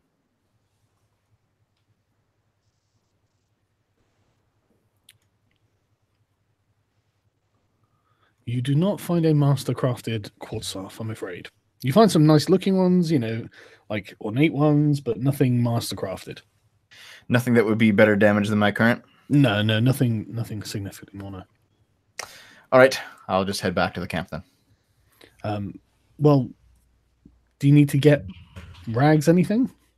Yeah, because I don't have any money because all my stuff's. I mean, would I have a place in camp? You would inside in the prince's. Yeah. Yes. Okay. You need to go see the prince. Also. Yeah. So until then, I don't really have much. Just clothes and a bow. So the first thing I'm going to do is actually head to the prince. Yeah, we should probably go there first. Yeah, that's where I need to go. I have to make my report. All right, let's go. Okay, you can go over to Prince Emeric's camp. We're off to see the wizard. Yo, PE. You know me. The shopping has been postponed. We'll wave you in afterwards. Yeah, I mean it's bustling and busy. As you approach, you can see knights on horses in full armor, like jousting with one another, and loads of the knights and foot soldiers are watching and cheering and betting, and there's drinks being sold. But they're just basically, they look like they're chomping at the bit, ready to go. But as you pass through the camp with no problem, obviously, and approach the gates at the prince's section of it, and you knock. The guards recognize who you are. You can talk to the guards and explain who they are, obviously. And one of them runs off and gets Chaplain Zabas, and he comes down and he says, "Oh, greetings! So you've returned from." From the archipelago, the outer isles or something, and you have brought back the scouts. Come with me. I take it you took the scouts with you. Yes. Right. And he leads you in to see the prince. The prince is just lounging around. He looks bored. Well, we're about to fucking change that. Okay. Are we all there? The whole party? Yeah, you walk into the tent, but he's not really paying attention. He's just staring off into the distance. Okay. Well, I'll see if I can catch his attention subtly. Well, how are you going to do that? I don't know. Let's see. Are you sure you don't want to catch his attention alphally? I was thinking of basically just pushing Rags into the room and go like, "We picked up your thing, Massa." Well, you can introduce it any way you prefer. Be nice and loud, if nothing else. He really likes us. I think just walk in, loudly proclaim his title, and say, "We have succeeded," and he'll be roused instantly. You can roused. Well, I mean, whoever wants to speak can speak. It's Archer's authority to speak, I think. I'm not trusting anyone else with this. It'd be a terrible idea. Nope. I'll just go in there and hum somewhat loudly. He ignores it. Okay, plan B. I'll take the scout by the shoulder and push him in like, "We've found the scout, my lord." He rolls his head towards you and says, "Oh, well, very good. That took a long time. So what did you find, scouts?" And I guess, are we talking about Rags or the scout himself? Does Rag know what we found? Well, out of character? Scouts, so yeah. I'll tell them everything that I know. Okay, you tell them that that you found a silver mine in the top of this mountain, that you've explored part of the outer archipelago. Hold the fuck on. Hold the fuck on. Rags. Yeah. Did you never think to tell anybody else about the cunting silver mine? Who are you? It's none of my They obviously don't have mining on that place. And you've explored some of the outer islands, and some of them are quite wild and bestial and worrying. And that's the description of. Let me guess. We didn't ask about the island, so we weren't to know. Yeah, I don't work for you. I don't work for you. Right. Well, if this guy expects to have any of his equipment paid for, you never asked. Well, hang on a second. Right. So yeah, and then you tell them about the natives that captured you, I presume. The fact that they're backward savages. Then the prince says, "Well, what happened with them?" This is suddenly a lot more interesting as soon as you get to the part that you're captured. Well, I tell them that the savages captured me and were about to sacrifice me to their strange heathen gods. And just as I thought all hope was lost, these gentlemen came in and with their daring feats of skill and bravery were able to subdue the last of at least part of the last of the tribe there at this death pit. And there was arrows and there was swinging and all sorts of battle things happening. Thing you can do a performance check and see if you can impress him. Yeah, I suppose I could take a look. It's better than not doing it, I suppose. Well, if it's not a very good performance check, it won't impress him. Yeah, well, I'll just then in that case, I'll just tell them that they fought them, they subdued the enemy, they rescued me and saved me, and I owe my they saved my life, and I wouldn't be able to make this report if it wasn't for them. Yeah, the prince cuts you off just as you're sort of finishing the details, and he says, "Very good, Lord Arch," and stands up. It's like, well, so yeah, very good, Lord Arch. Was there anything that we could use on that island? Yes, my lord. In fact, it was. I took the liberty of claiming it in my name to make sure we could keep it from any of your grabbing competitors, of course. And it now stands at your service. He slaps you on the back and goes, "Excellent. So, tell me about the towns there." Well, there was a town of considerable size. But the natives were, of course, somewhat hostile, so we had to level it, just me and my friends here. We are, of course, easily the equal of any savage town. Right, okay. He seems impressed. He said, "Did you bring a savage back?" Arch, you have the head. I do have a pickled head. That's what he meant. It's not pickled. It's just really gross at the moment. Turns out that the anthropologist Sargon was talking about was the prince. Of course I would have pickled it. I want to keep it. Well, you didn't pickle it. You haven't got anything to pickle it with. Technically, it doesn't belong to you. The ship doesn't have. It doesn't belong to her anymore. But I mean, you're not. Are you actually going to present it to him or not? It's fucking terrible now at this point. It's been rotting for like 5 weeks. Well, 5 days, but yeah, it's still gross. 5 days. He probably kind of likes the gross shit. I'll warn him. Like, we brought back the head of the savages' leader. Have a woman. And it's a most fascinating thing as well, my lord. They appear to be a matriarchy. Absolutely baffling nonsense. He just bursts out laughing. What? Are you saying that there was a woman in charge? Not just one, my lord, 2. He just bellows. He thinks it's hilarious. He wants to see it. Show me. I'll bring out the horrible head. Yeah, it's gross, and he takes it with surprising gusto and starts examining it all over. And he's like, "Oh God." So, she must have been tough then. Very. She fought till the very end. Not as tough as the other one casting spells. Oh yeah, she could take a lot of hits to the back. Oh yes, their wizard was also pretty nasty. He summoned thunder from the skies. I nod. His eyes open like he's a little boy. He's like, wow, fucking hell. So how many of them are left on the island? After taking care of the rebellious elements, 7 males of grown age and some 20 miscellaneous civilians. That's not true. There were 6 males. Details. 6 males. Fine. Yeah, but yeah, 6. Okay, yeah. Pray that one dies by the time he gets there. he just kind of creases his head around. So there's no one there, really. As I mentioned, they were rather rebellious.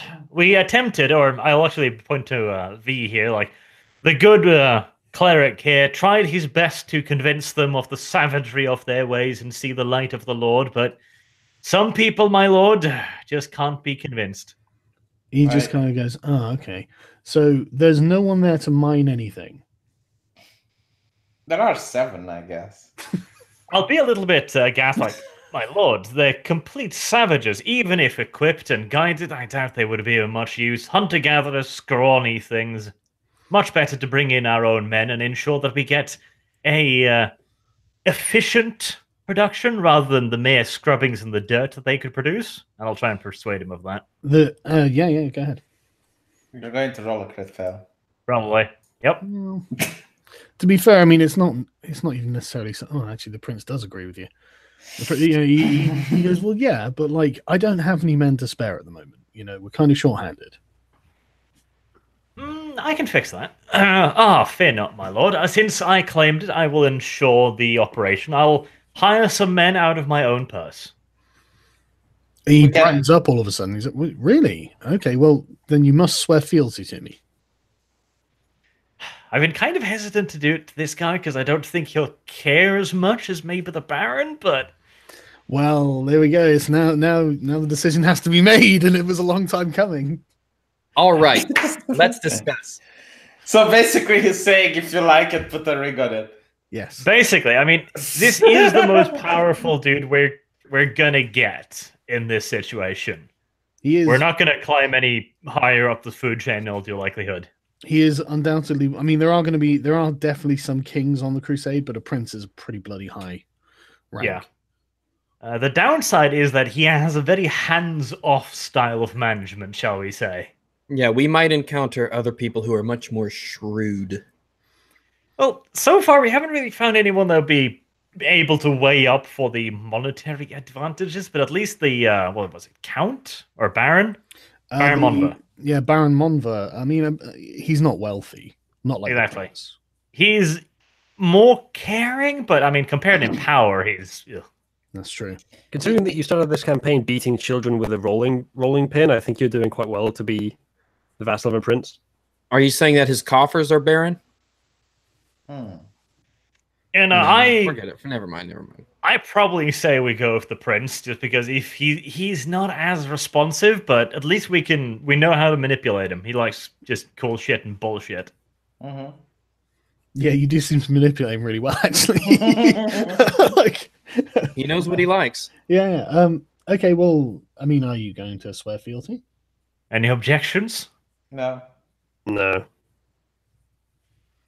Okay. Dev keeps quiet like a good nigger, so yeah, we'll. I assume that Patreon's you didn't. Yeah, that's that. What? Well, it was on Sargon's channel, and he's already gone, so there you go. Yeah, what are they going to do? Deplatform me twice?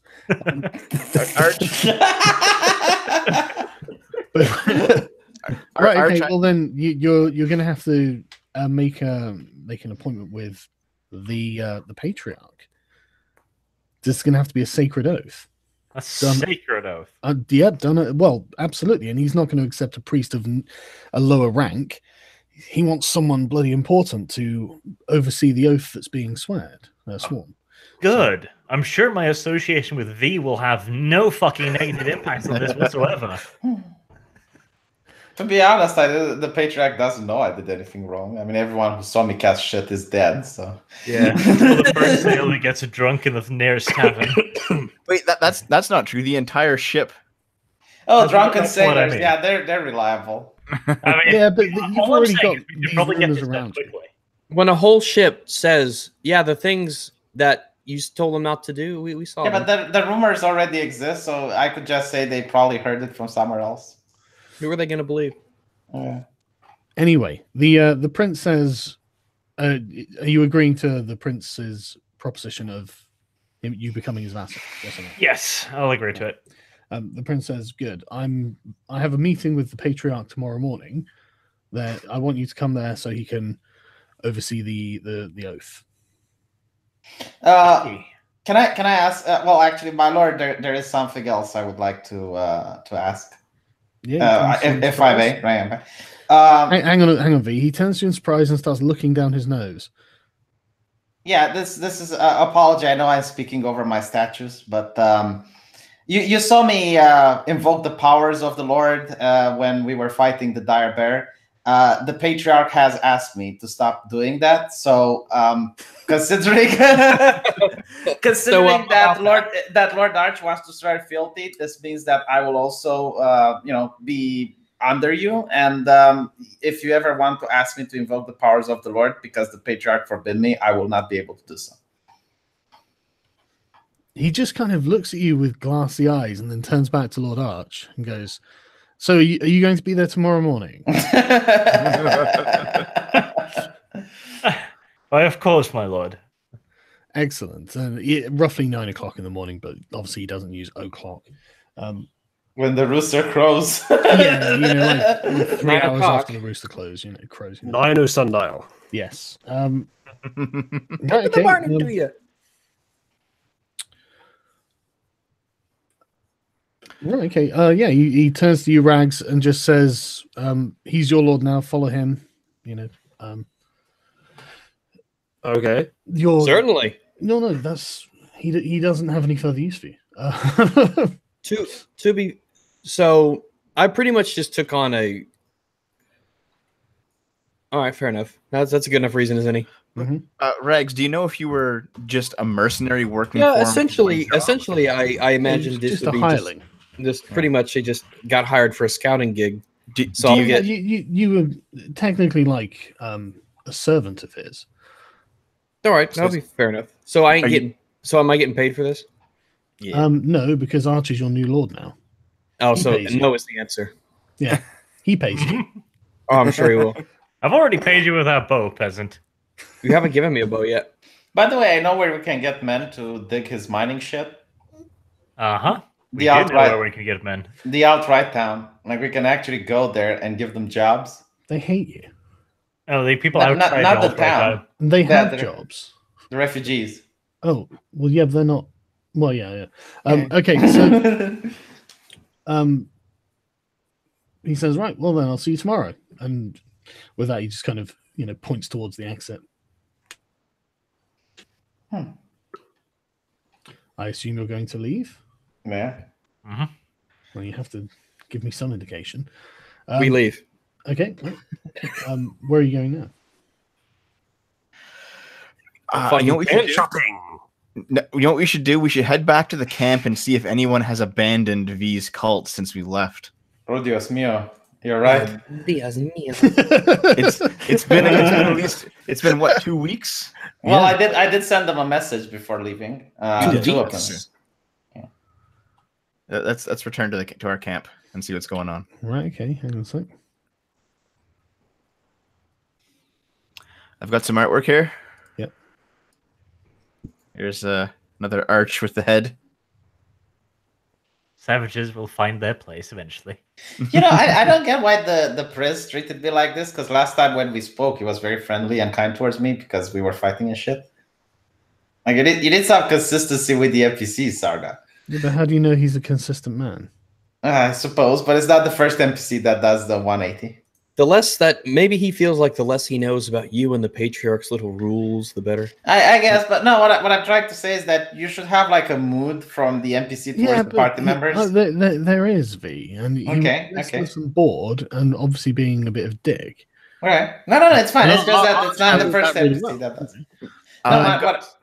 Hold on a minute. I've got a second artwork here. This one's for you, V. All right. What I was saying is that it's not. I saw that. It's not the first NPC that does this, and it's not towards me. I noticed that the NPCs change moods between the sessions. Yes, they're not just always in the same mood. Like the prince has been here for weeks and he's bored. All right. And he gets pissy when he's bored. He's like a big overgrown child. Okay. All right. Yeah, I thank you. I'm actually glad you noticed. Like that's actually a good thing. Right. Who did you leave in charge of the camp? I sent the message to two people, two NPCs that at the time I said it's the ones that were the most trusty. Right. Okay. Yeah. So I thought it'd be something like that. Okay. Okay. So you arrive back at the camp and it's quite obvious the place is degenerated in in every sense of the word, really. Are they gay? No, not gay, obviously. Do I need to break down the commandments now to throw the tablets in the ground? General organization, right? Like latrines have not been dug, so it's just holes that are just filled with shit and piss. Mm-hmm. And then most of the tents are dilapidated. A few have, been somehow set on fire. People are just like sick and listless. Everyone seems to be thinner. There's not very much food in the camp because there's not enough work around to be done. Refugees gone refugee. Yeah. As you walk through the camp, you notice that Bishop Stavron is there. That would explain it. That would explain it. He appears to be ministering to some sick old woman. Yeah, I walked to Bishop Stavron and Your Holiness, to what do I owe the honor? He looks up at you with surprise and says, "Well, I'm assisting these poor refugees that you have brought to us." I thank you, Bishop Stavron. Perhaps we could talk somewhere in private? When I am finished tending to this woman's needs, and then he turns back and carries on, doing whatever thing with balms and oils or whatever he was doing, some medicine. Oh, very well. Okay. Anything else you want to do? No, I wait for him to finish. Right, okay, yeah. Being polite. Well, how long would it take for him to finish up? Well, you don't know, but he starts getting on with what he's doing. Okay, I would like to spend, I guess, the remainder of the day cooking up a meal for the camp. What food do you have?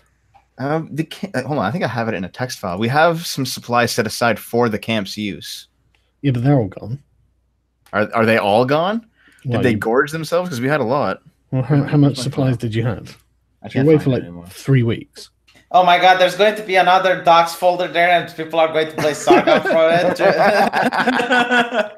Let me find it. Okay, it was in the cart. I wonder how many people in the audience suspect that Sargon would have that desktop wallpaper. I've still got my Cyberpunk one, I think. Hold on a second. Are there any archives anywhere of the Cyberpunk streams? Maybe I have it in my inventory. Let me see. I thought there was somewhere.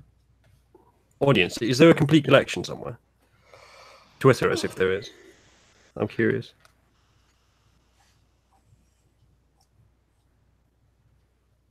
Okay, no, I do have it. It's on the cart. We have 4 days worth of rations, and I guess they've eaten that at this point, haven't they? Yeah, and practically everything is gone. Like things have been stolen or used, appropriated. Is the cart still chained to a tree? Well, yeah. Is the chest inside the cart still intact? No, it's gone. That had 2,000 gold in it. That was Arch's 2,000 gold. All right.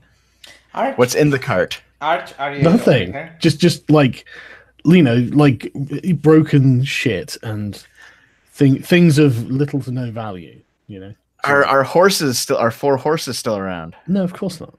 Arch. Yes, V. What? As the Lord, shouldn't you dispense punishment because the idiot is laughing and it was his responsibility? Wait, my responsibility? Hold on a second. You were the one who wanted to just leave and then send a message telepathically back to the camp being like, guys, don't destroy it. I am always with you. That was not nearly enough of a setup for us to go on a 2-week adventure. I have an excellent solution to part of this problem. Yeah. Find Steed. Now I have a horse. I would like to point out one thing, though. Why didn't V hear about any of this? Because he stated he would be in periodic contact with the guy in the camp. Well, he wasn't in periodic contact. Well, because call back role playing issues. Like the GM could have said, you know. Is Arch's bathtub still on the cart? No, the bathtub was made of iron. It's gone. Oh no! So we just have a chained cart and nothing else. All the spears, the short bows, the daggers, the other armor. Anything that might have been sellable has been stolen and sold. I suppose that anyone who thought V's cult was a bit too much has now been vindicated. No, I have to point out, though, like, do we actually have to stop you? Like, when you say we traveled for 5 days, do we have to then precisely state, I call back 5 times? Oh, yeah, absolutely. If you want to do something, like take actions in the time, I need to know. Yeah, but that is still a gradient. That is still a gradient, because for breathing, we have to tell you that. Yeah, so it's a gradient. Obviously, a sensible, relevant action, obviously. Then that's subjective. But by the way, Sargon, my character wants to Use your inhale. judgment, right? My character wants to inhale, and now it's exhaling. Yeah, and but now that's it's inhaling. not you using your judgment. That's you being silly, right? But the thing is, even I just want to be clear: sending a telepathic message to just the guy you like the best is probably not going to prevent all this stuff getting stolen. No, but he should have warned me. No, he should have told me like someone tries to steal. How's the gold doing? So I have a question. This is probably important. Was the stuff stolen by the cult, or did they just not stop other people from stealing it? Both.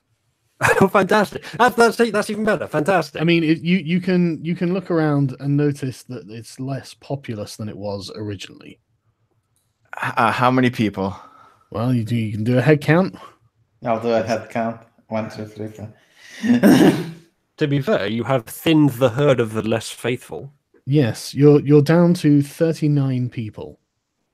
Oh no! Wait a minute. People are saying that we left the cart in the Inquisition camp, so it's that is true. That is. I remembered I did something like that. Oh, did you? So we should still have. I've been reminded that I remember.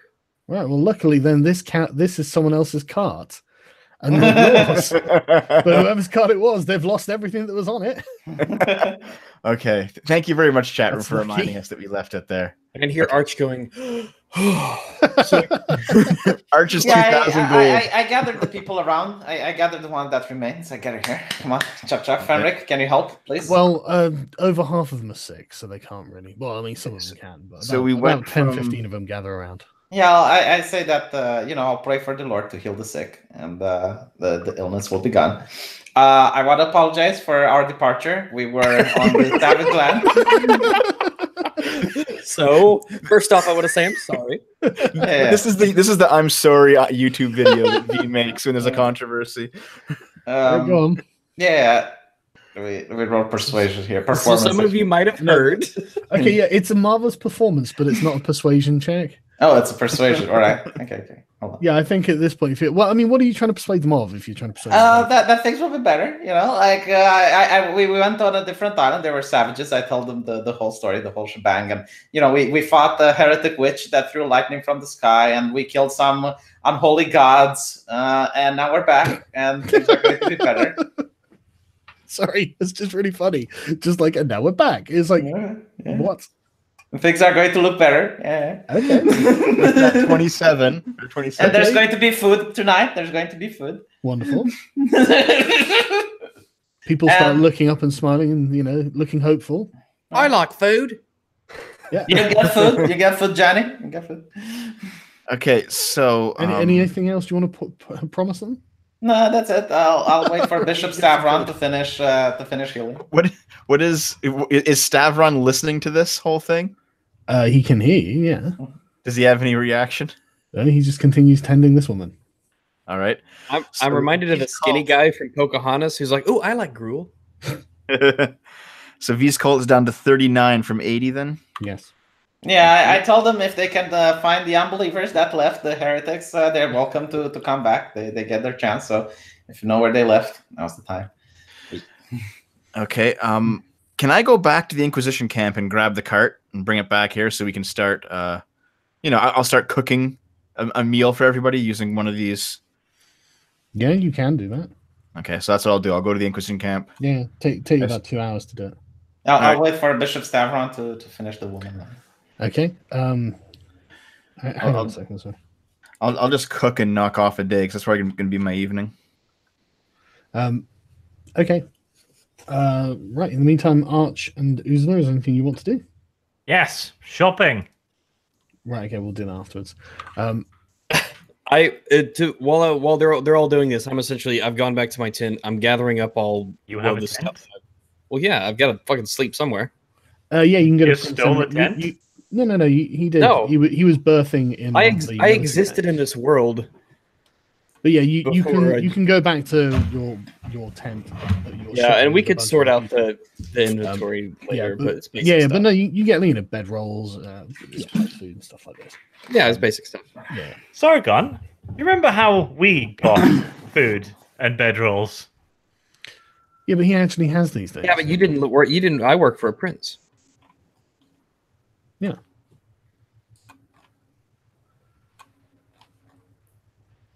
Right. Okay. So, what happened? V, you want to speak to Bishop Stavron? Yeah, I opened the tent door and it's like, step into my office, Your Holiness, please. What tent exactly? One that's unoccupied. I asked for one. No, there are none that are unoccupied. They've all got sick people in. Okay, then I asked him to come a little bit where we can talk in private. He nods and just folds his arms into his robes and starts walking next to you. Yeah, okay, Bishop Stavron, I want to apologize. I think we started on the wrong foot. In the beginning, I put all of my faith in the church because I thought I believed in the institution. However, lately, after seeing how the Inquisition portrays itself, especially how the hierarchs of the church are portraying themselves, it seems they are more concerned in the earthly matters rather than the greater good of the God. Right, that's interesting. He just walks along like in silence as you're explaining this to him, and he just says, "Yes, it's very difficult to be a firm believer in the mission of the church after you've met the people running the church." For example, there were over 200 refugees, and the Inquisition forbade me from giving them help, like summon food and bring the powers of God to heal the sick. Bishop Stavron again nods sagely and says, "Yeah, the Lord would not imbue us with the abilities that we have to help our fellow man if he did not intend for us to use them."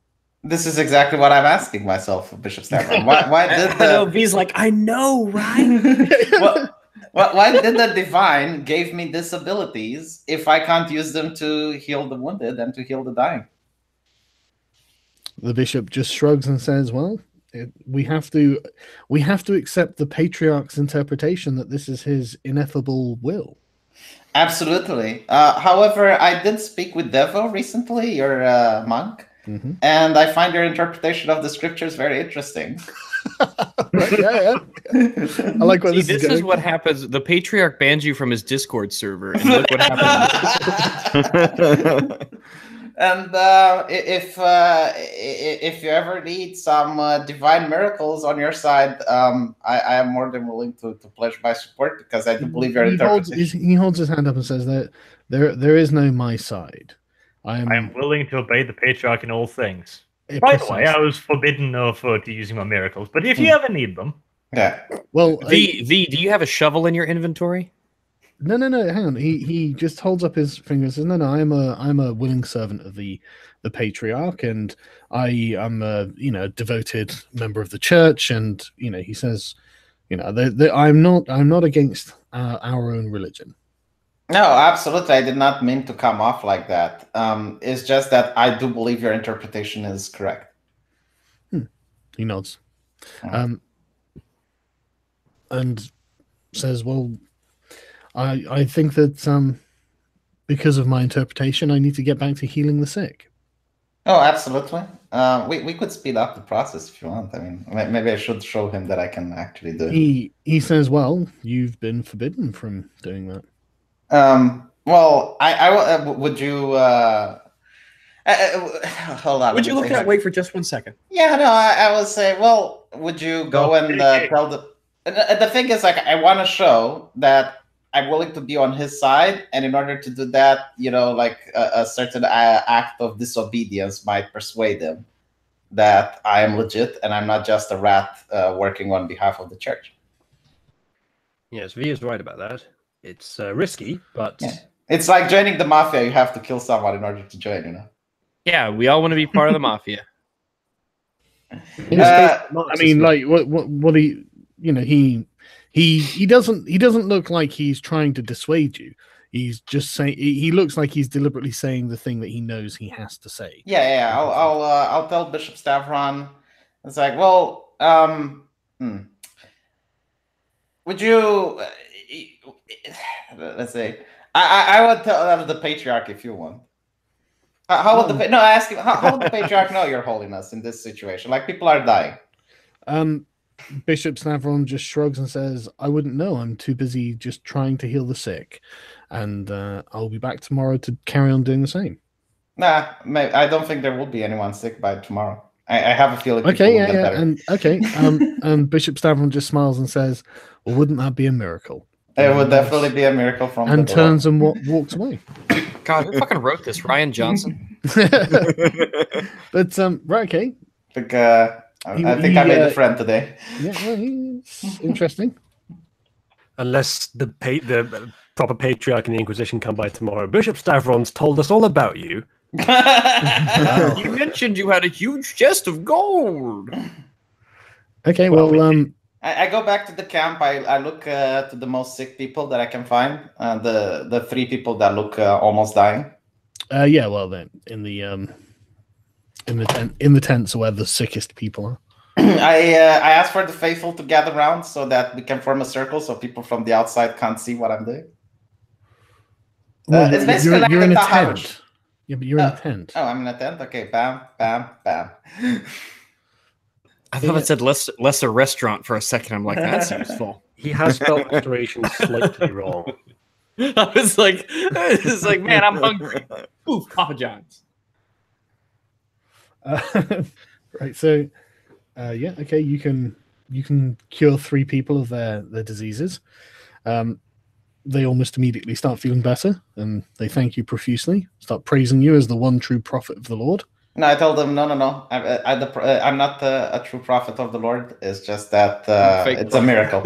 It's a miracle that the Lord. One of them, they're fakey prophets. But I'm supposed to meet the Patriarch tomorrow. I told them it's because you prayed hard when I was in my absence. That's what. I just want to precise. If I was there, I would be stopping you 5 minutes ago. Yeah, I'm glad I'm not Okay, here. sorry, I just really have to. I'm not a true prophet of the Lord. It's just a miracle. It's just that is the most magical line I've ever heard. It's literally Life of Brian-esque. Like, that is so good. Fuck me, my cheekbones are hurting. That was amazing. I think we should do. Am I back yet? Am I cooking up a storm now? Well, no. I'm waiting for V to finish cementing his cult with the remaining people. Yeah, no, considering that they're grateful and all, I will say, look, you can get me into trouble for saying that. It's just Brother V, okay? And they say yes, Brother V. I smile and nod, and I leave the tent. I say, now, if you excuse me, I have to try and feed people. So, Archanuzulu, are you going shopping? I wish to go looking for a better shield. Okay. Make an investigation check. I'm Yogi Berra, someone in the chat said. That is my 4th 6 today. Wow, that's remarkable consistency. You don't find any particularly impressive shields. Like they're just the standard normal selection. I mean, a lot of them look like they've been essentially quickly and mass produced. Yeah, I don't want any of that. Right. Are we saying that that there is still just one shield in this game, but we're talking like masterwork compared to normal? Yeah, no. There are other like standards and stuff that I have written down, but just only one variety. We just haven't found any of them. Well, no, what they're talking about is like mechanical functionality, like whether there's any real specific improvement between shields. Okay. So a spiked buckler might be something we can homebrew in if we find one. Yeah. Buckler's an offensive weapon. But yeah, so no particularly unusual shields this time. Anything else? Nope. I might as well chance it. Is there any impressive glaive? Should I do an investigation roll? Yeah. 1 moment. Oh, fantastic. Wonderful. Brilliant. Arch, you were complaining about your rolls. No, the price of glaives is really high at the moment. I bet. Yeah, I bet. The guy offers to buy your glaive for 50 gold pieces. Oh, well, you can fuck off, mate. Actually, if Wuzzle would have rolled this, I would have been like a guy offers you to sell you a good blade for, I don't know, 20 gold pieces, and then he would find out that it's broken. Anything else you want to do while you're at the market? Or you can let Dev get on with his thing? Anything for Rags, perhaps? I would imagine that I have a decent amount of stuff to start off, and I think I feel satisfied with what I have at the moment because it's what I had before. Well, no, you don't have any arms left. You've got a dagger, I got my 2 short bows. Yeah, but they're shit. Yeah, they're shit. You want a long bow and maybe some swords or something. All right. What do I have in terms of money exactly? Well, you've got 10 gold pieces that are left in the chest that you were using. Yeah, boy. But that's not very much. Well, I suppose what I would do first is say, well, Arch, since I'm in your service. All right. Here, Lord Arch. I think you started mooching quicker than any of us did. Well, to be fair, it is actually Archer's job to equip you. That's true. And he's got like a longbow and stuff, and I know the cart has like armor and things on it that's just sitting there.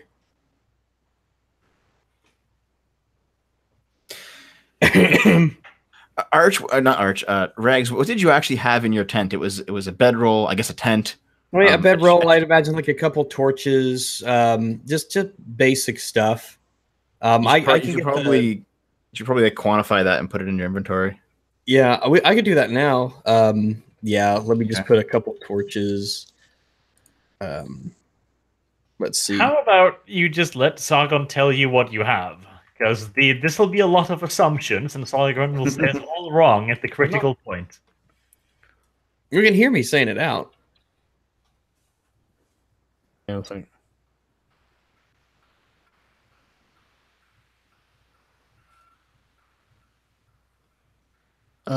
Right, so you don't have anything of any particular value. You've got, a tent, bedroll, cooking equipment, stuff like this. Sort of general adventuring gear. You've got 10 gold pieces, changes of clothes, things like that. But that's it. You've lost everything else. All right, let me see here.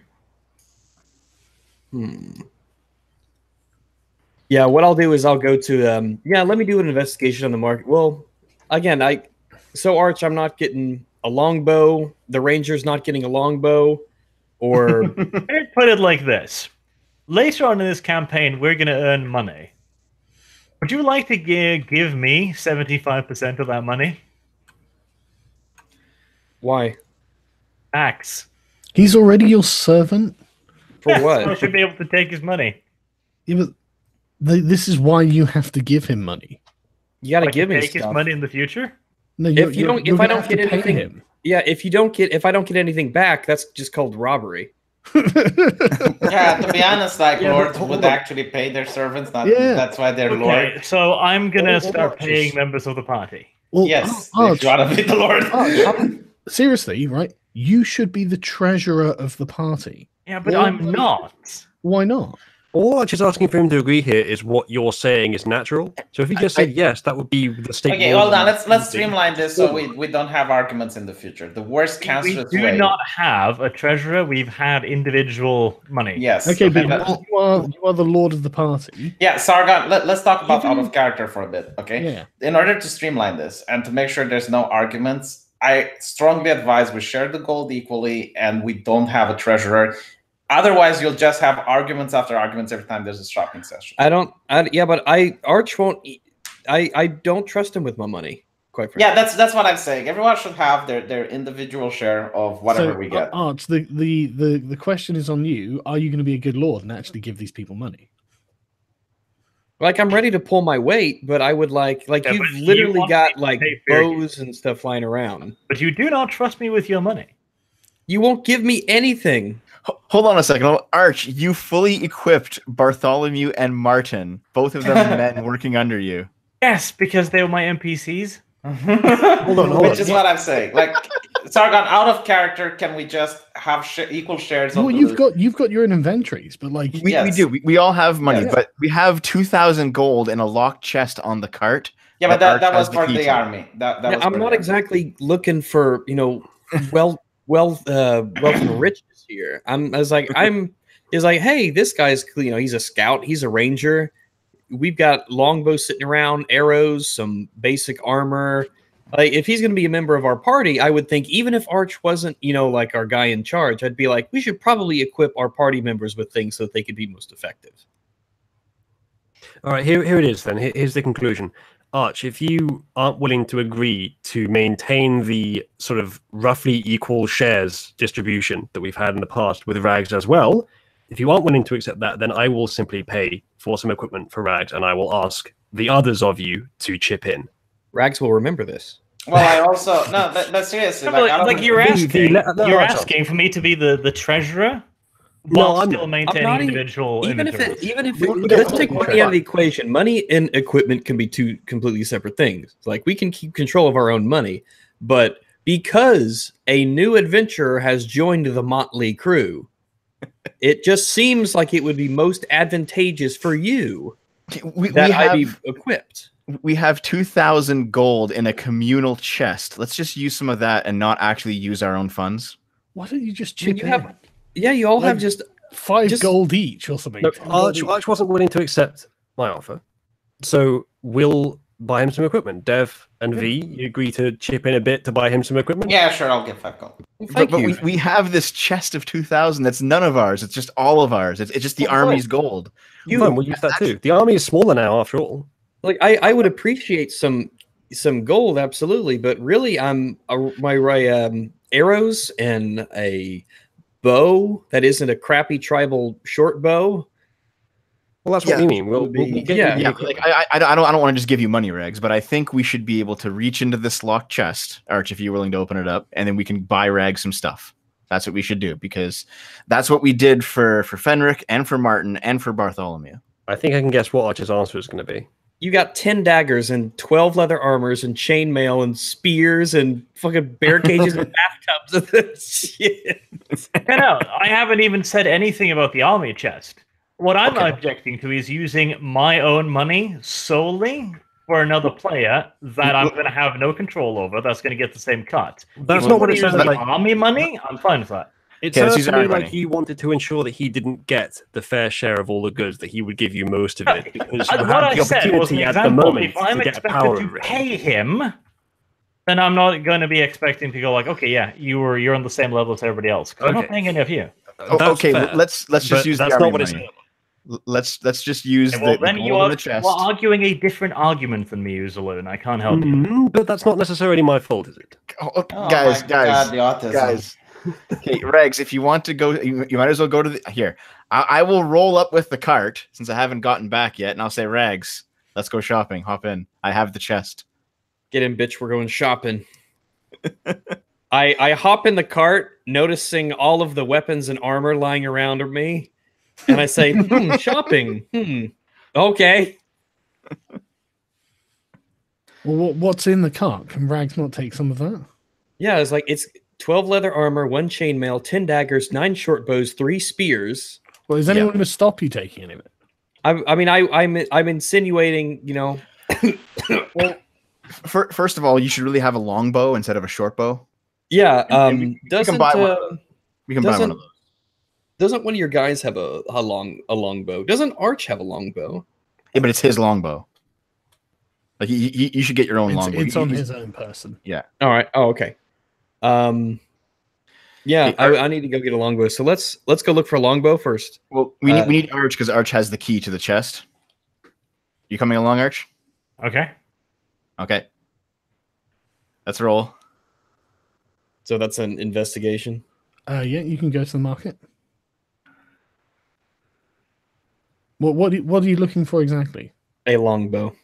Right. Okay. Yeah. There are loads of longbows. I would love a longbow. How much do they cost? 50 gold pieces. No, sorry, 100 gold pieces. Just wait. Since you don't have to roll for that, you should roll for a mastercrafted longbow. Since we're rolling, or a cheaper one. All right. Or a cheaper one, yes. Well, you can try and haggle if you want. Dev, do you want to try your luck at the same thing? I will look for. I already investigated. Can I do it again, even though it's not the same thing? I was looking for a staff before. All right, I'll just. Okay. No, you can just find basic longbows that again seem to have been mass produced. It will be a start. Yes. So I have 10 gold. I need to have some gold on me for any sort of just basic spending, pocket money, essentially. May I have 100 from the chest in order to give me a longbow? Is everyone down with that? I am. Yeah, just beat it alone. Arch? No, just do the shopping. Okay. Just do the fucking shopping. There's 2,000 gold in there. Okay, there we go. I just took 100 gold off. You now have a longbow. We gotta get some arrows. Correct, I do. How much are arrows? Do they have? How much are arrows? Good question. Hang on a sec.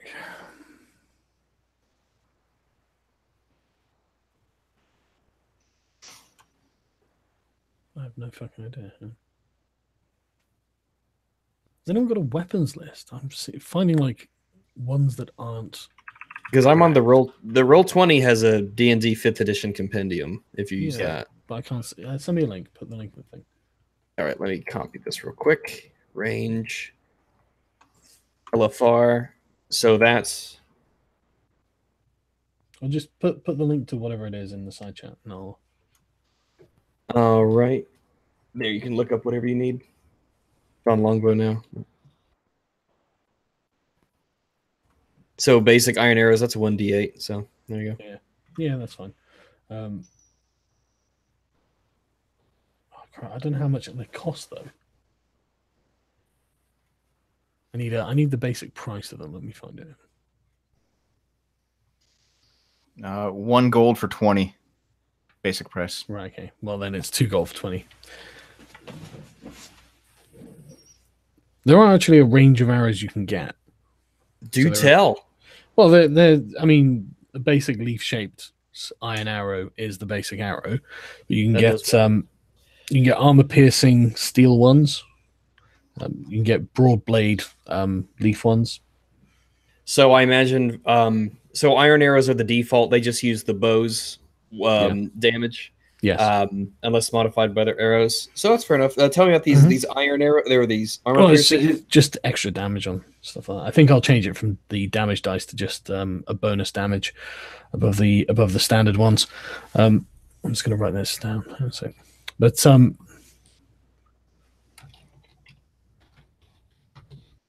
tell me about armor piercing arrows. Yeah, well, they reduce the armor class of the person you're firing at. How much by? Let me check. I'm actually using a kind of homebrew page that I found, which is pretty good. Okay. Those are fucking OP though. No, just -1. It's not massive. That almost doesn't seem worth it. Yeah. Yeah, that's a pretty small. Yeah, it doesn't seem worth it to me, to be honest. Do you want to using homebrew stuff? Homebrew that modify change? We'll stick with normal arrows for now.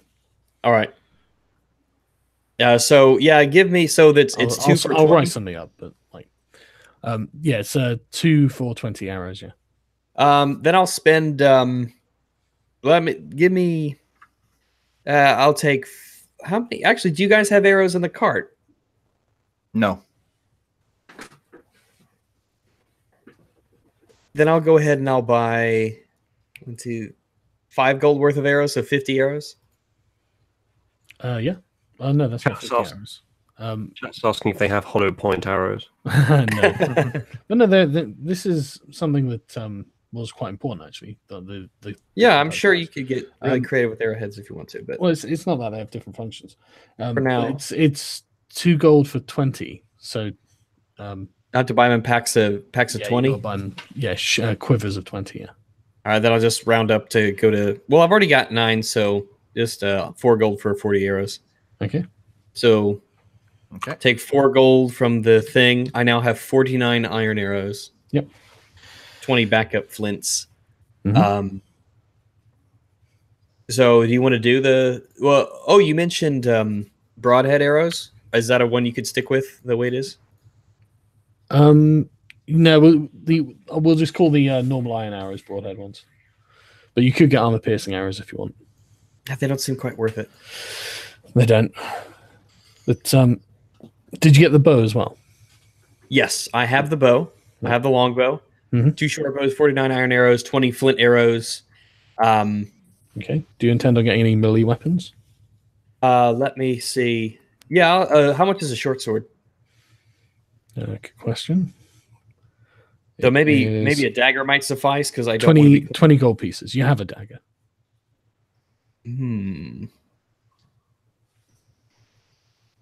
Yeah, I'll take a short sword. I mean, you could.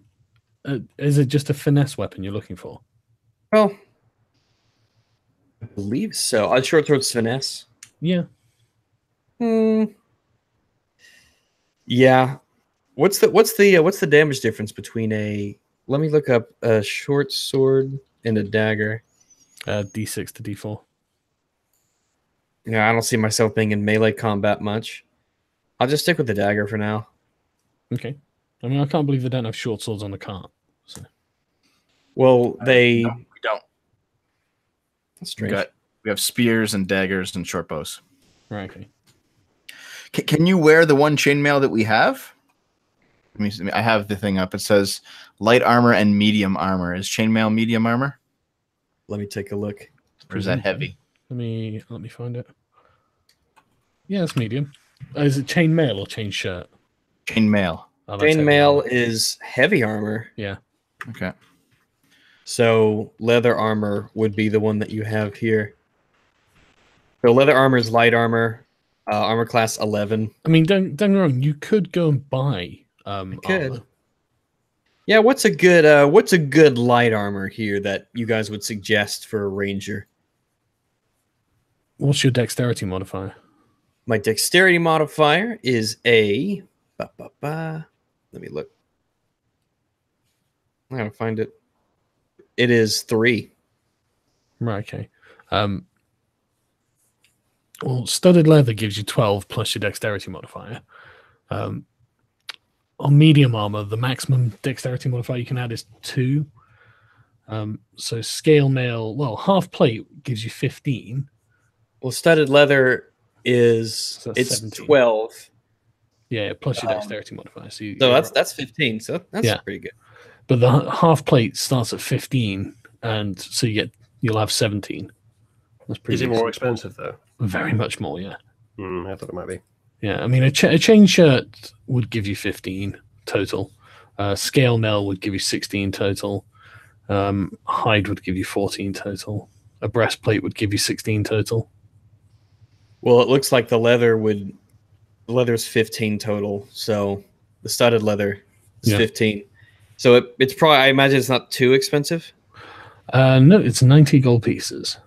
90? That's cheaper than longbow. Yeah, that sounds like a good trade-off. Yeah. Right. It doesn't have disadvantage on stealth either. Ooh, that's good. So yeah, it's 12 plus your dexterity modifier for your armor class. AC 12 plus boop-a-doo. Dexterity. Yeah, I took off the 90. You can use shields as well if you want a shield. Oh, you can use simple and martial weapons. So.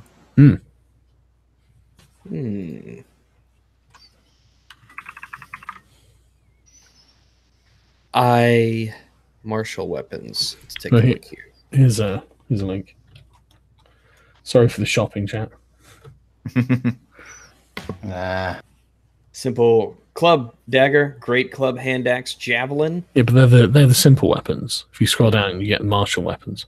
Here we go. Battle axe, flail, glaive, great axe, great sword, halberd, lance, long sword, maul, morning star, pike, rapier, scimitar, short sword, trident, war pick, war hammer, and whip. You already got the short sword. No, you didn't get the short sword. That's right. You didn't get one. Yeah, I do not. I just have the dagger.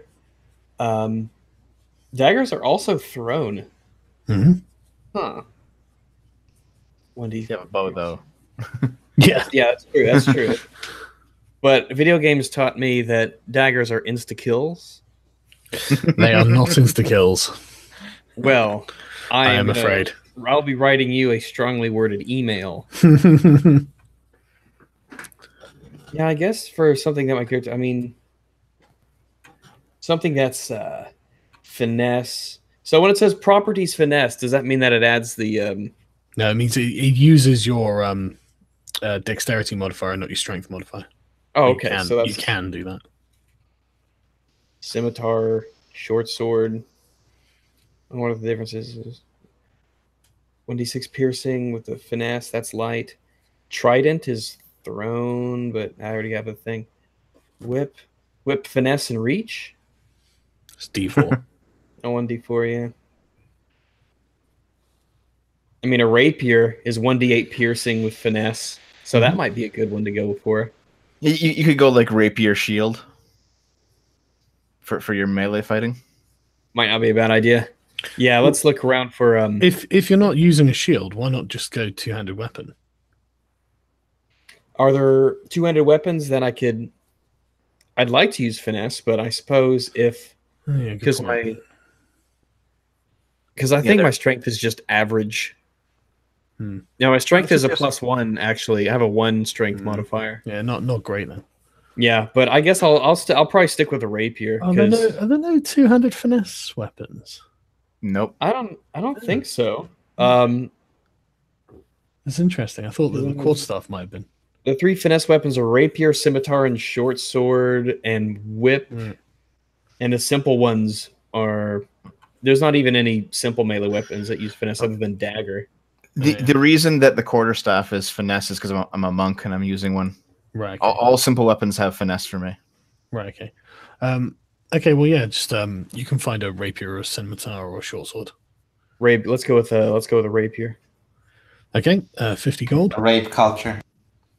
Rapier. 50 gold pieces, please. Okay. There's 50 off the thing. Add a rapier. And fill it in later. And a shield, I guess. Yep. Have you got any intention of buying food here, Dev? I still have food on the cart. You got 9 portions of rations.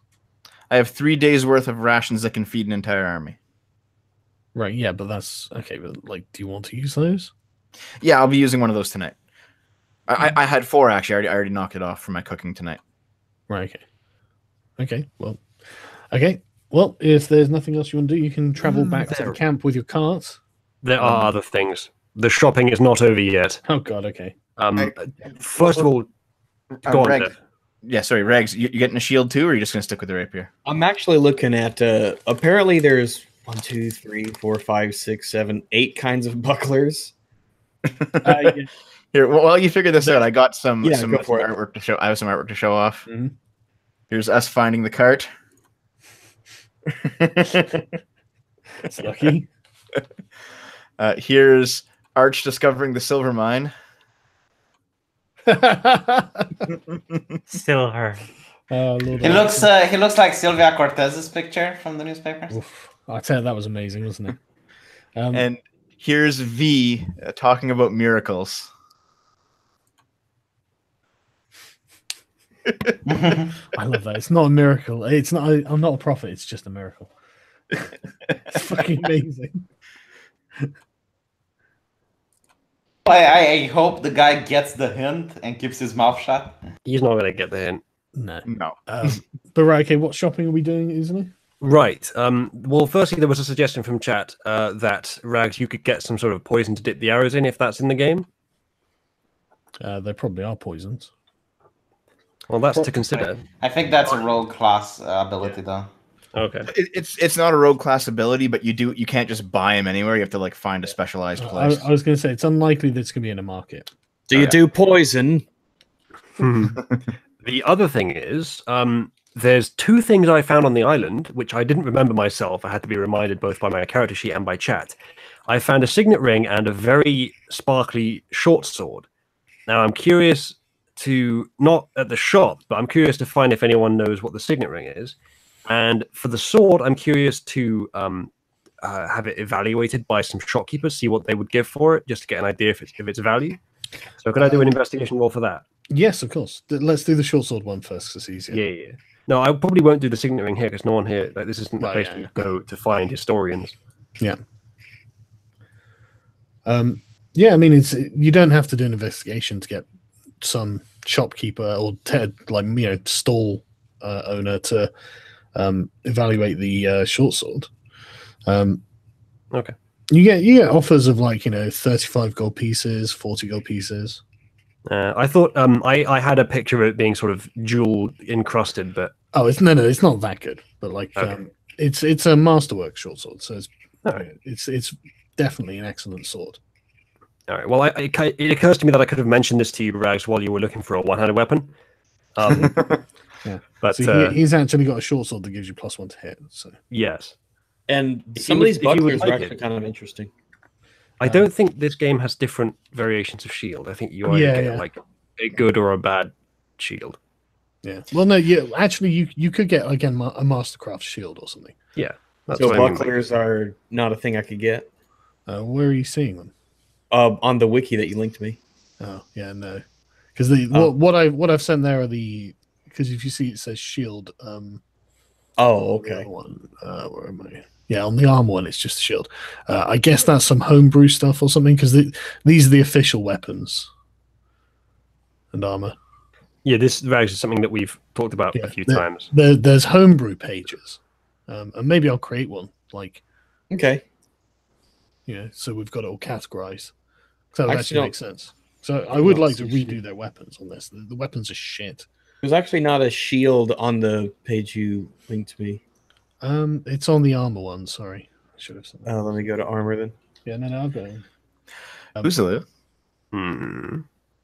I could use that sword actually.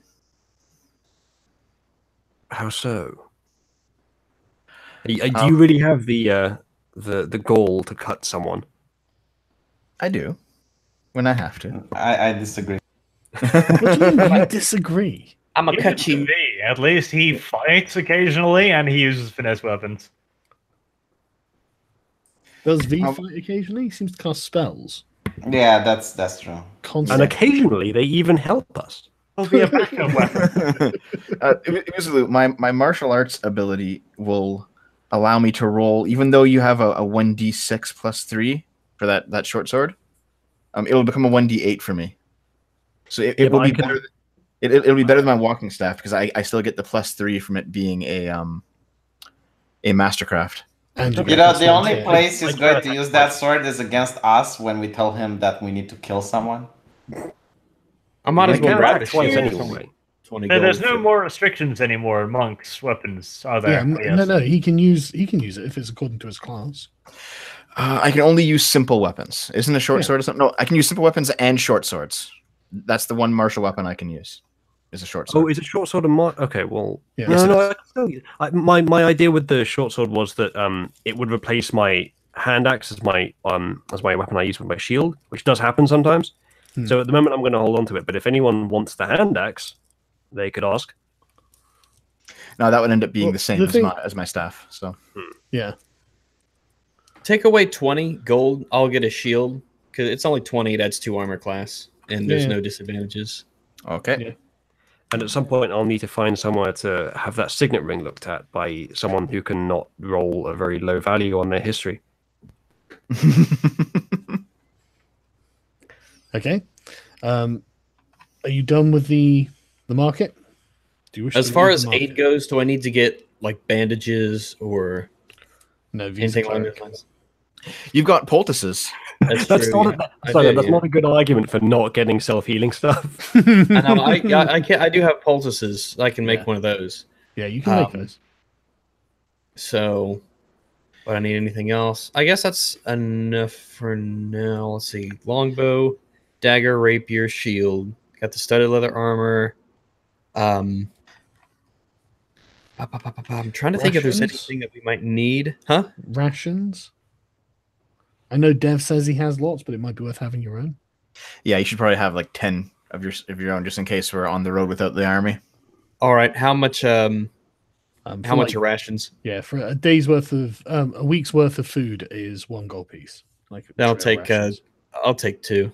Yeah, 2 gold for 2 weeks. Right, there we are. 14 days rations if I need them. Anything else we might need while we're here? I guess not. I guess not.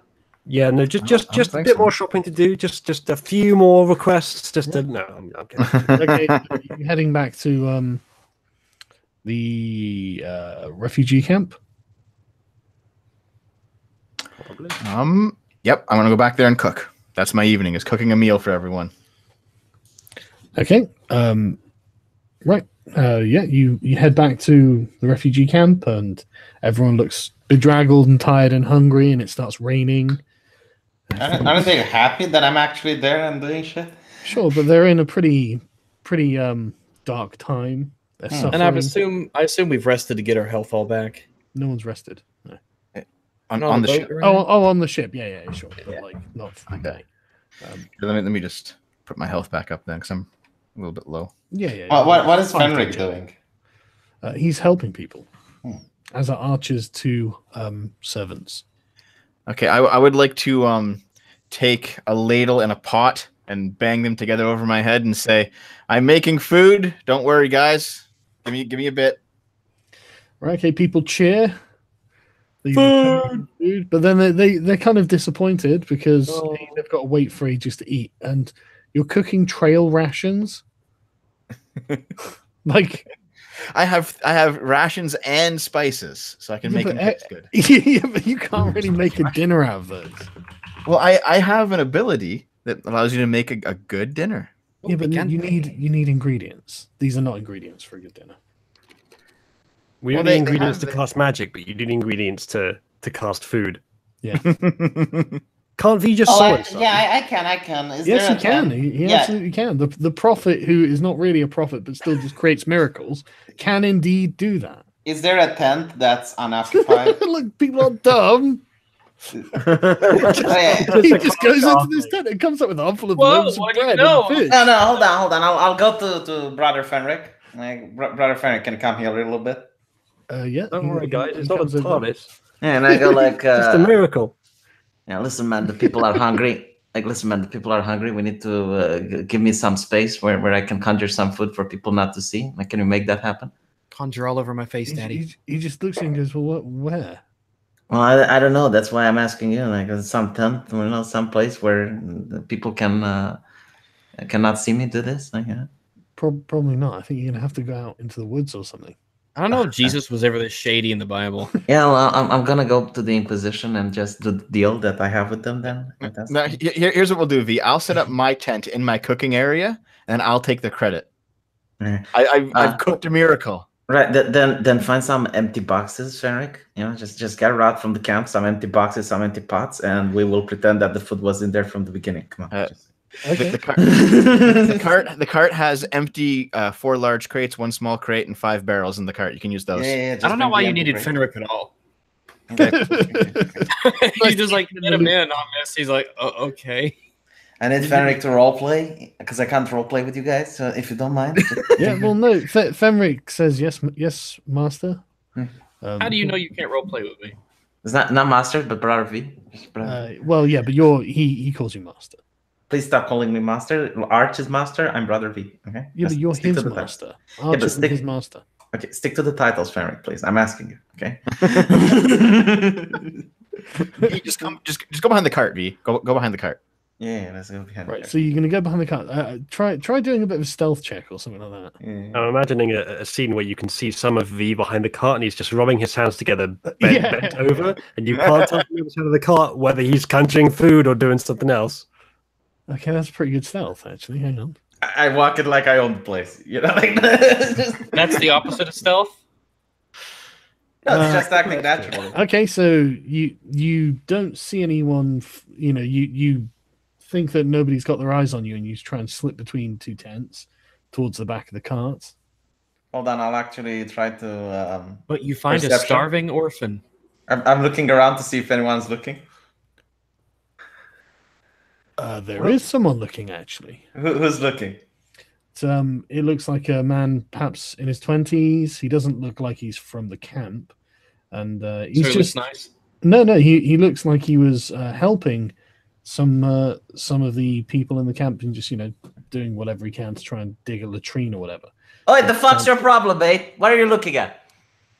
Ow, asshole. Well, he's wearing like I don't know, like dark, close-fitting clothes. But he is, obviously helping people. Yeah, wait, the fuck's your problem? What are you looking at? He just says, nothing, O prophet. I'm not a prophet. Go away. He doesn't go anywhere. Here, since I'm on the other side of the cart, have I overheard this exchange? Yeah, get brother Fenric. Get brother Fenric. Make a perception check. Let's see. Okay, let's see if I can hear what's going on the other side of the cart. What do your monk ears hear? Perception. No, you can't hear it. 2 feet away. Well, I'm just obliviously cooking. Noise. The camp isn't quiet. You know what? I'll just go to the Inquisition and follow the deal. Like I summon the food there, and they bring it here. That was the deal. Okay, that's like a 2-hour walk. Well, people are going to have to be hungry for 2 more hours. Okay. Okay, you walk down to the Inquisition. The guards obviously recognize you and let you in. Yeah. You can go to your tent at the Inquisitor's camp, the Inquisition camp. I assume I usually summon the food in my tent? I guess so. What was the arrangement? Because I forgot. I can't remember off the top of my head. But I'm sure in your tent will be fine. But okay, how much can you carry? Well, the Inquisition was the one, according to the deal, that would carry it back, so that it looks like it's from them. Yeah, they wanted to take credit, so yeah. Okay. So, who wants to step into V's tent to summon some miscellaneous solids and liquids? Okay, you can speak to some of the camp administrators and just arrange for a couple of soldiers to help you carry it back. Yep. Well, I will do that. You're just creating 45, so 15 people you're feeding. How many? Okay, well, hold on. Then I'll create more. There are go for like 45 because you've got dependents as well. Yeah, I'll create more then. Okay, you create enough food for 45 people. Yeah. As they come in, can I wave them over to my cooking area and say, "Bring it over here. I'm going to cook it up."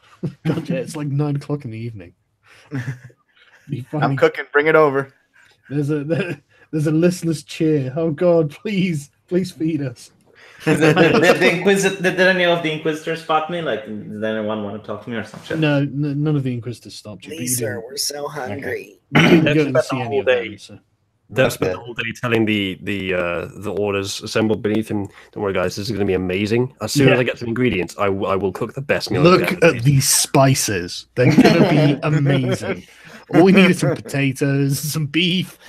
Like, just torturing them with the thought of food. Right? Okay. Yeah. Okay. Well, you can spend an hour cooking. Do you have to use a specific skill or something for this ability? It's just my gourmand skill. Okay. Gourmand.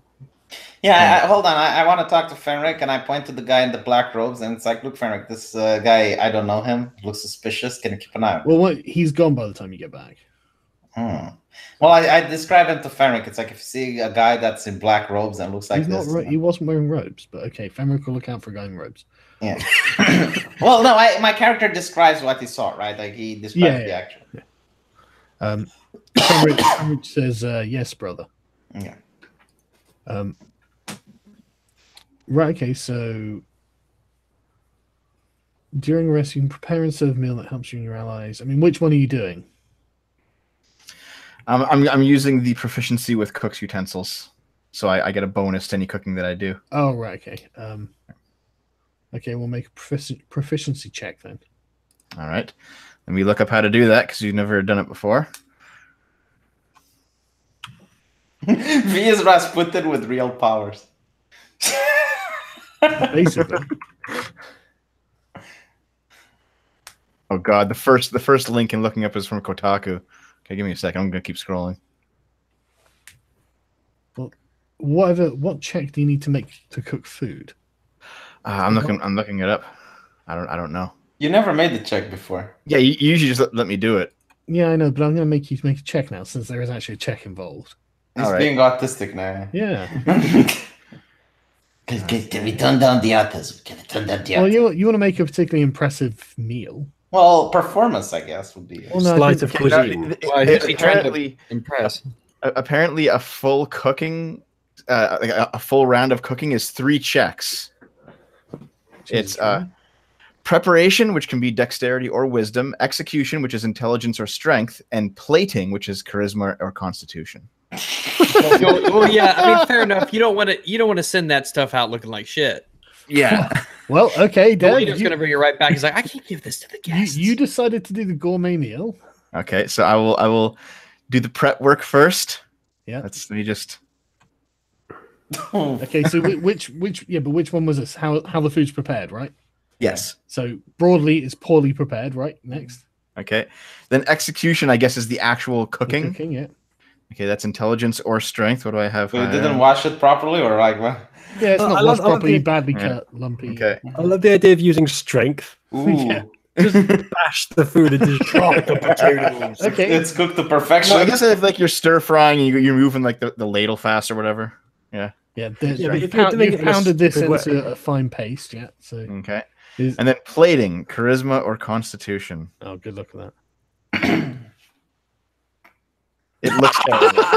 Looks like shit. Tastes great. No, that's excellent, right? No, it's you hand out bowls of what is essentially well cooked gruel.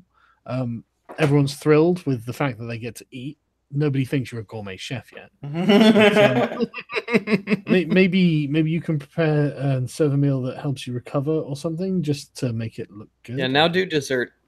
So you're not going to get your Michelin star, is what the GM said. My apologies. But yeah, okay. You feed the entire camp and everyone is very happy. Yay! V, are you gonna continue to heal the sick? I need a long rest before I can do that. Yeah. How many healing spells can you cast per day? Normal healing? Well, disease curing. 3. 3. Right. Okay. Let me count. I can kill one and raise them if you want. Good thinking. Yeah. You can't cast the healing spells in a different slot. So there are 19 sick left. Yeah. Well, they just have to pray. I will tell them that they have to pray to the Lord. And Jesus is like, well, I'm out of healing spells for today, so good luck and pray to God. See ya. Yeah, just pray to God, and eventually, maybe tomorrow or the next day. 2 fish, and I'm done. I gotta take a break. Fair, that's all I got. That is probably exactly what happened in reality. Well, yeah, I've got no doubt. So I take it you're setting up your tents and camping yourselves? Yeah. Who's guarding the cart? I know. Let's leave the refugees Fenric. guarding our stuff. Bring Hold it on, back to I the wanna, positions encampment. I want to hold a sermon so they gather a bit more faith in. Oh my god, it's really late. I think It's like 10:30 now. Or so you're saying you're saying they don't have time for Jesus? Okay. Yeah. They don't have time for walking 2 hours in the dark. Yeah, everyone's tired. Are you equating yourself with the prophet? No, but I would tell them about the prophet and they don't have time for it. So they don't have time for the prophet, yeah. Okay. In my cult, every hour is Jesus' hour. You know? Aren't you actually taking it, like, trying to take it to the Inquisition camp in the middle of the night? If we have it here, we'll have to stay up and guard it. It's either travel a couple hours now or stay up a couple hours. Well, it's not like you guys have to go anywhere. Don't we have Fenric and Bartholomew and Matthew that can guard it? Couldn't we just, like, I don't know, pitch a tent on top of the cart, kind of like what were those chuck wagons that they used when they were traveling out west in the Americas? You don't have one now. I don't think there's space for 5 of us on the wagon. No. But I mean, just set yourselves guard, like do 2 hours of guard duty or something. And then just sleep for 10 hours or whatever it is. You want to do that, guys? Yeah, yeah, we can take shifts. Okay. We'll take shifts all night guarding the real show of trust in your constituency. I think you all might be a bunch of thieves, so we're gonna sit here on guard. Well, to be fair, they would have stolen everything if we had left our cart there. Yeah, I'm sorry for suspecting what is evident. Maybe all the bad ones stole and then they left. So we'll see. Maybe. Yeah, maybe. Yeah, exactly. maybe all the ones who stole were the ones who left. So. And all the good ones did is fucking let it happen and wrecked what was left. Right. Okay. Yeah. You rest successfully. Have a long rest, however long required. You feel refreshed the next day. The atmosphere and mood in the camp is noticeably better than when it was when you arrived. But the place still needs organizing. I'm happy to carry on if you guys are okay for me. Yeah, it's Patriarch time. Come on.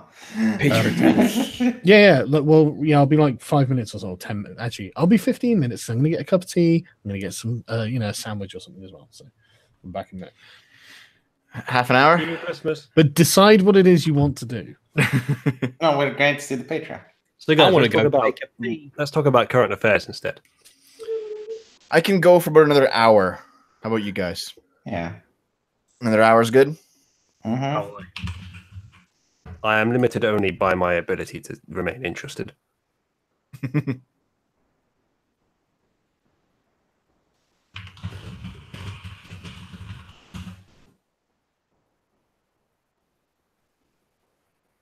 Meow. Subscribe to my Subscribestar. I started a new account. Go to Subscribestar, look for V, and you can give me cash. I'll appreciate it. If you like my role playing, it's definitely yeah. Similarly, if you'd like to buy some semi-official D&D merchandise, you can visit merch.oozaloo.net. There's a free Wendy shirt. There's an All Crusaders Adjust shirt. I got lazy and didn't make the spider one, but I will do that at some point, maybe. Yeah, but just so you know, if you do that, you don't get anything. But if you donate to my Subscribestar, you get to feel good that you helped me out. Well, ignoring, of course, the fact that you get the merchandise you paid for, yeah. Which is I'll let the public decide. You know? Actually, V, you just made a brilliant argument for giving it to the merch instead of to you. You literally get nothing. See, I already got $2 while we were bickering, so I don't know if you sold any merch, but I'm just saying, like, my arguments seem to be convincing. So if I sell one piece of merch, then I will have made more than you by a long way. Yeah, so chat, please vote with your wallet on who is right. The fuck is Sargon doing? He's he went to checking make the instructions on the tea seed box. So he can said grow it'd some. be 15 minutes. No. Well, it's 10:30 now. You know, I lied about getting $2. I didn't. So holy shit. I hope the chat doesn't want me to look like a liar. So if you can donate $2, I would appreciate it. You may have just admitted that you were, but so we're still neck and neck then. We definitely are.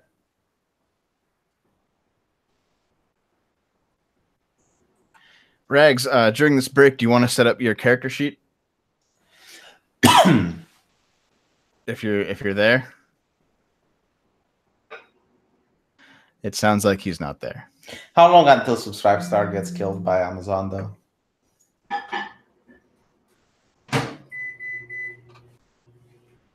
Who is making the microwave noises? Usually it's safe to blame V for background noises, but I just heard him talking, so... Yeah, I don't even have a microwave here. Uh-oh. I have a microwave. What do you cook in the microwave? Is your microwave haunted, Rags? Huh? Is your microwave haunted? No, it's not. It makes noises when I press buttons on it, though. Right, okay, yeah. That's quite... Rags. Yes. You want to start shoving stuff in your... pie hole? No.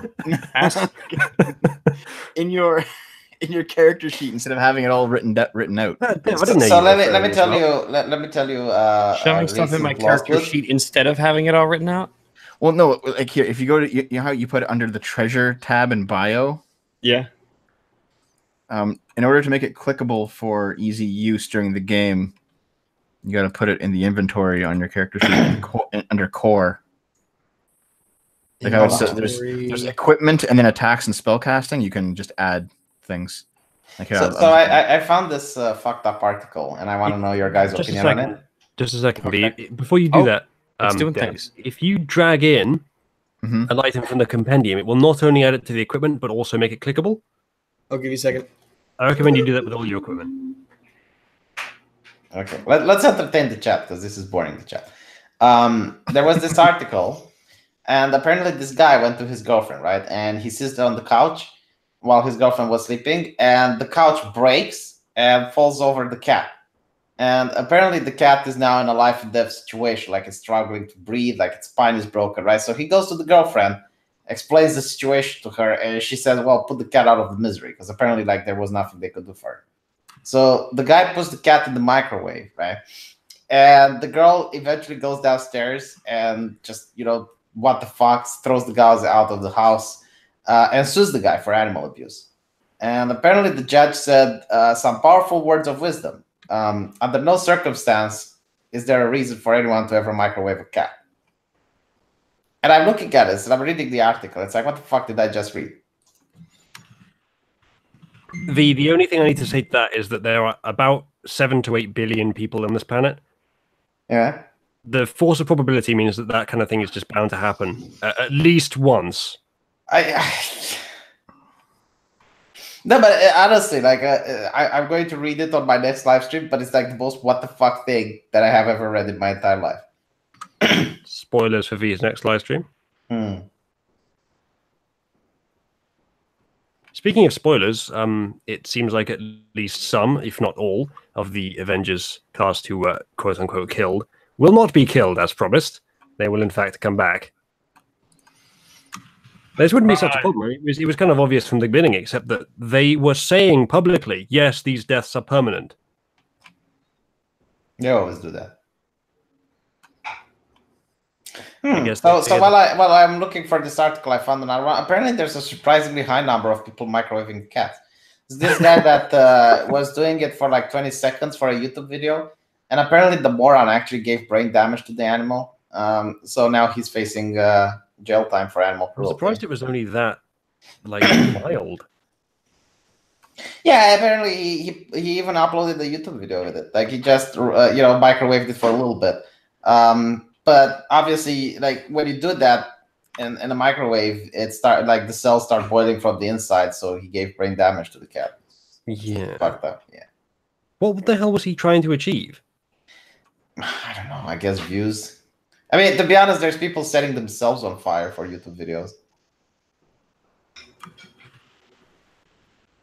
How can you tell if a cat's brain is damaged based on the actions of the cat? Like if it's not walking straight anymore, if it's obviously in pain and agony? I think what Chad is trying to imply correctly is that cats are simple and pointless creatures. No, they're not. And honestly, these people are fucking disgusting for doing the things that they're doing. Well, even simple and pointless creatures shouldn't be abused, but still.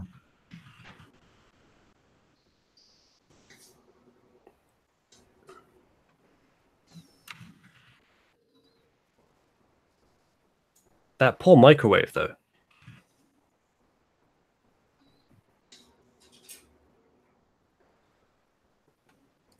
Well, on V, you've got chat talking about cats in microwaves on a D&D stream.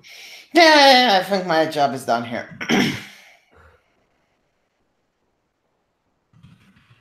Yes, the DCV Titan, they announced those movies, but we just keep getting the confirmation. Like there was I think a Doctor Strange trailer, and it actually has the character in it. So it's like there was a chance with those other ones that it was going to be a replaced character, though a very small chance.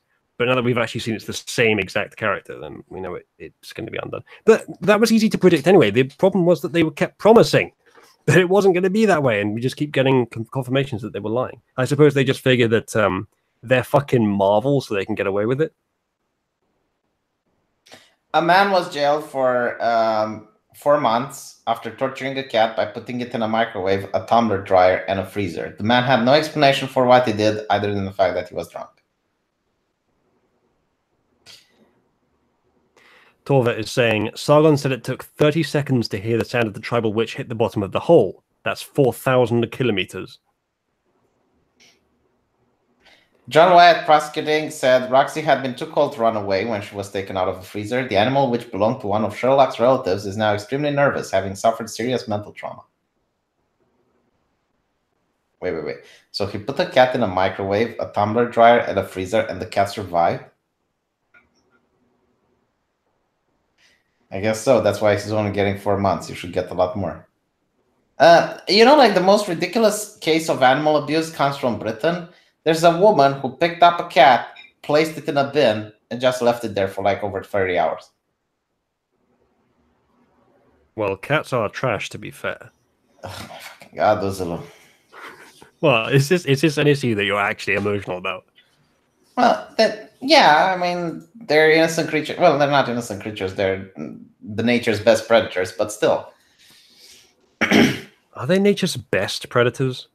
Yeah, from the mammal kingdom, I think they are. Are you talking like cats as a wider family, not small cats? No, even small cats. They have a death-to-kill ratio that's quite surprisingly high. What are their kill streaks like? They measure it in lethality. It's basically like when the animal finds the prey, what are the likely chances of the prey actually escaping? Okay. You're also going to measure their likelihood of finding prey, though, as well. Well, if you're measuring like that, I bet spiders are really high up. Yeah, but they're not mammals. Okay, well, if it's for mammals specifically, then maybe not. What about spider lolly? They're mammals. Do you know someone gave me $500 to kill devil in Dungeons and Dragons? Well, if they've given it to you, then you haven't done it. Well, I was only enticed with it. I guess if you didn't sign a contract, they've just given you $500. So yeah, like, can you imagine if someone actually sues me? It's like, I gave you $500 to kill devil in D&D, and you haven't done it. All right, I'm back. But to be honest, if someone actually gives me $500, devil, I'm sorry, I'm going to have to do it.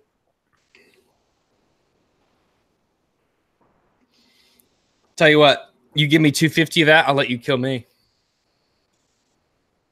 For $250, I wouldn't kill anyone, so it would have to be $750. If someone gives me $750, then I'll give $250 to Rags, and I'll kill you. Do it. I'm sorry, but it's the interest rate, Jane Haran says humans have the best ratio. Yeah, obviously. I think V was excluding humans. Humans kill other predators for fun. It's not a competition. Well, like here is debatable because it would be like one human versus one animal. Like humans, they kill in pack. If you're excluding tools and the context of their social status, then you have to exclude a lot of other animals by default. I guess, yeah. Which doesn't really make sense in nature, because humans' natural habitats today are cities. Humans' natural tools of hunting these days are like farms and like No, I agree. Did we look for when we were shopping? Did any of you do an investigation roll for AR-15s? No. With a bump stock, maybe? That would speed this campaign up. V would be happy about that. I mean, if you have a high dexterity, sure. What about legal dexterity to get the bump stock on it? Legal dexterity. I'm going to read out one of Sargon's super chats because he probably won't do it anyway. Paraplanetia Missionary for $2 says Spider Lolly is quote unquote top predator, Uzulu. Well, in this campaign, not yet, but we'll get there.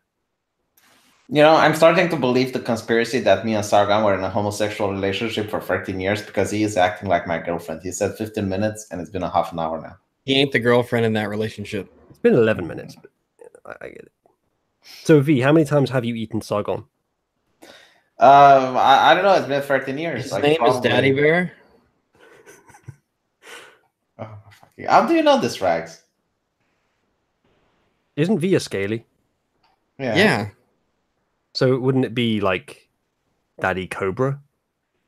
Oh my fucking god, kill me now. So Rags, I put a bunch of stuff in your character sheet while you were off. My So V, how does the anything good? Or was it the same shit I had, or is it some new stuff? No, it's the same stuff. Just take a look at it. I put the 10 gold in the gold. Unarmed longbow, short bow, dagger, rapier. Oh, is there like a gold? Yeah, it's down below. Oh, that's what GP is. Gold pieces. Yeah. What's EP in the other one? EP and PP. Well, I know what PP is, but what's EP? Platinum and something else between gold and silver that D&D uses, but that we're not using. There's apparently there's 5 denominations in D&D lore. What would that be? What material even starts? Electrum. Well, that's not real, but Electrum is not real. Occurring silver gold alloy. Oh, I was thinking of something in a fantasy thing that was also called Electrum. Okay.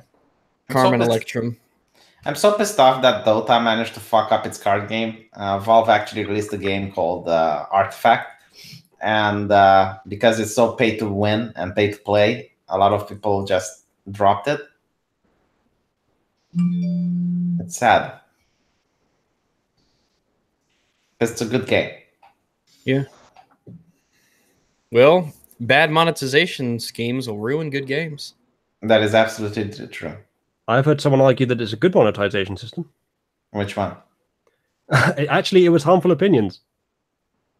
What did they say?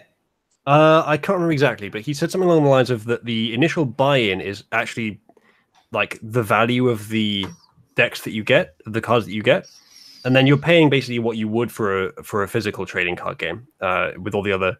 Yeah, but here's the difference, right? First of all, in a physical card game, you actually get the cards. That is like true. If I think this that's game a big thing though. Like if I'm paying as much money as I would for the real thing without having the real thing, that's a big. I can't remember if that was his argument, but it was the fact that it's proportional was essentially what it came down to. I think I don't know if it was proportional to real card games, but I think the buy-in for the game is quite low. So I think it's kind of like Dota in that. But here's the thing: like you're comparing it with other computer games, right? And if you look at it, you get Hearthstone, which is completely free, and you can still gather money in order to buy cards. And secondly, a big part of the fun when you play actual card games is that you can chat with your opponent. This doesn't allow you to even chat with your opponent. If you're gonna pay the price of real cards, then I can go and buy real cards at the shop and play with people and like go down there and. I guess it's the commodity, you know. You can't matchmake in 10 seconds with. That's exactly. It's there's a commodity in playing from your bedroom, and you can play whenever you want. But with Hearthstone on the market, they would have to. I mean, it's difficult to do a pay-to-play game when you have such a prolific free-to-play game on the market. But to be honest, I would expect at least a chat. Like Hearthstone started the cancer where you shouldn't chat with your opponent. And now everyone seems to do it. And the thing is, like, Magic the Gathering used to have a chat, and it wasn't that bad. Like, people weren't flaming each other. Well, it's like console multiplayer and PC multiplayer. It's like, if you're gonna charge me for this, if you're gonna charge me for nothing, you'd better give me some amazing, crazy thing that makes it worth it. But yeah, you don't. So, like, oh, then why would I do that? Chat has a good idea. I could summon the spider lolly and get it to venom in a bottle. I don't know if the venom would last, because when it's like the spider is celestial and it's summoned, so the spider maybe maybe the venom would. Yeah, maybe the venom would just lose its potency. But as long as the spider is around, I don't think Sargon could argue that the venom won't work, and the spider would have venom. You should definitely summon it in the front of the Patriarch. Yeah, sounds like a great idea. I'll tell him you did it. Oh, it's fine. Oh no, it's the spider again. Ah. Yeah, after you summon it, you can say whatever you want. I don't mind. So, chat, is EP actually Electrum pieces, or is it something else? I looked it up. I googled it on the D&D thing. You can go D&D EP, and it's Electrum. Okay, fair enough. They're half a gold piece, and platinum pieces are worth 10 gold pieces.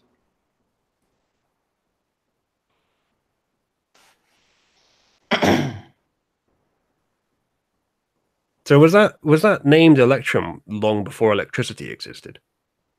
I don't know if Electrum. Because someone in the chat was saying that some of the first coins were made of Electrum. Because it's a mix between gold and silver. Electrum is a naturally occurring alloy of gold and silver with trace amounts of copper and other metals. It has also been produced artificially and is often known as green gold. The ancient Greeks called it gold or white gold, as opposed to refined gold. So Electrum is indeed a thing. But I guess that it wasn't called Electrum in the past, because I don't know what the root word for electricity and Electrum actually means. I'm actually looking that up right now. I know. This is the kind of thing that everyone else is bored by, but I'm curious about. Etymology. The name Electrum is the Latinized form of the Greek word electron, mentioned in the Odyssey, referring to a metallic substance consisting of gold alloyed with silver. Oh, okay. So Electrum is actually the original root. The same word was also used for the substance amber, likely because of the pale yellow color of certain varieties. It's from amber's electrostatic properties that the modern English words electron and electricity are derived. That's fascinating. Oh my god, 15 minutes are up. They are. 18, actually. Time flies. 18 minutes. See, that wasn't that bad. Right. I made toast and poached 2 eggs. Guess how much discussion about what we're going to do next we've done? 0, obviously. Oh, right. Good guess. You need I don't need to guess. You need to go to the Patriarch. Yep. Take you about an hour to travel there. No, just you, V. You need to leave. Are you all going? What's happening? We're supposed to meet up with the prince first, right? You can meet him at the town. Okay. I guess we'll all go. Yeah, until the party splits, I'm with everyone here. Okay. How are you getting there? Take the cart. Definitely take the cart. Okay. Oh yes. We don't want anything being stolen, so I will unlock the cart, and we will go. How many horses do you have? 4. Right. The cart only requires 2 horses. Well, we'll take 4.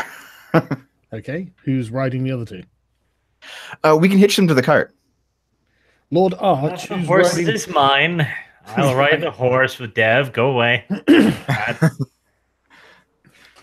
not going to ride in your bathtub? Is anyone else riding a horse? Well, I'm driving the cart, so I'll stay. I guess I'm on the cart. I'm carting. V Uzulu, you taking a horse? I don't think it's worth summoning mine, considering we're about to go to a place where they don't really like people using magic very much. Yeah. So I'll just ride a horse if there's a spare one. There's a spare one, yes. Okay, and Brother V can humbly walk like the people that he is. That is fine. There's not space in the back of the cart? Well, yeah, you could ride it if you wanted. I'll ride if that's the possibility. If not, I'll just... Well, that humility gone pretty fucking quick. Yeah. Okay, so who are you leaving in charge of the camp? Fenric. Yeah, Fenric's good choice for that. Okay. Fenric says, "Yes, brother. I'll make sure that I'm bringing Bartholomew and Matthew. By the way, you're bringing Bartholomew and Matthew. Yes. V, I suggest you give a short speech saying we're not going to be gone for 2 weeks. We're just going for the day. We'll see you tonight. I assume that everyone knows where we're going by now. Fenric asks you what he should get the people to work on. Just not get the camp into the abhorrent state that we found it. You know that dance from Thriller. I'm sure there's camp stuff they can do, like digging pits and fixing tents and stuff. You know. Yeah. Okay. Make the place look nice. Since you guys doesn't understand how fucking camping works, right? There's currently a goddamn fucking epidemics going on. So first and foremost, need to arrange all of this properly. Anyone that's still sick goes to one side of the camp, away from everybody else. Those who are hale and hearty enough needs to get to digging graves for anybody who's dead. Get rid of them. We also need latrine pits to stop any further infection from spreading. As a brief interjection, I can cure 5 diseases. I think that your 2 assistants suggest that they should perhaps stay and carry out your orders. Make sure that the refugees do that.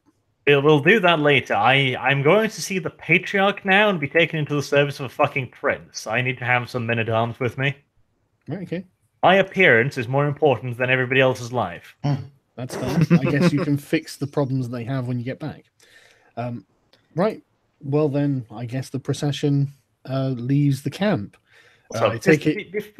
Where have they been drinking from? Oh, there's a river. Okay, have they contaminated that river by shitting in it yet? Well, everyone does. Okay, lovely. Right, stop that. This is what the latrine pits are for. Yeah. Okay. Well, we'll worry about fixing these people's disgusting hygiene afterwards. Guard on the fucking road. Look after your fucking peasants.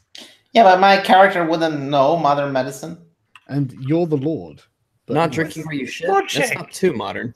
No shit. I think this was a readily apparent in the Middle Ages. So we'll worry about fixing the camp later. You were even going to use this knowledge to poison a town earlier. I mean, I stopped drinking. I forgot about that. Yeah. Sorry, that was great.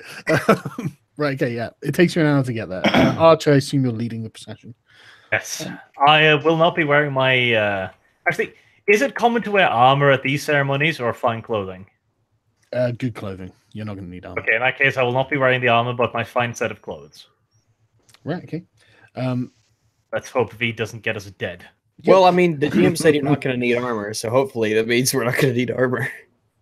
Well, the rest of you wearing armor or what? I don't have much of a choice. I think, would my armor be... Well, actually, I bought some more armor, didn't I? So I guess it's not ceremonial. Well, Archie, your men-at-arms, quote-unquote, are they going to come They'll be wearing full equipment, because there's no reason not to. Like, there's no reason for you guys not to wear armor. Right. Yeah, I'm wearing it. Yeah, all right, I'll do so. Then also you make Arch look like he has more impressive force than he does. Sure. Yeah. I brought my tunic. Well, didn't you get studded leather? Yes, you did. Yes. Yeah. That's fine. Studded tunic. Okay, yeah, that's fine. Right, yeah, you travel down there, it takes about an hour. He's fancy, wear a 3-neck. Yep.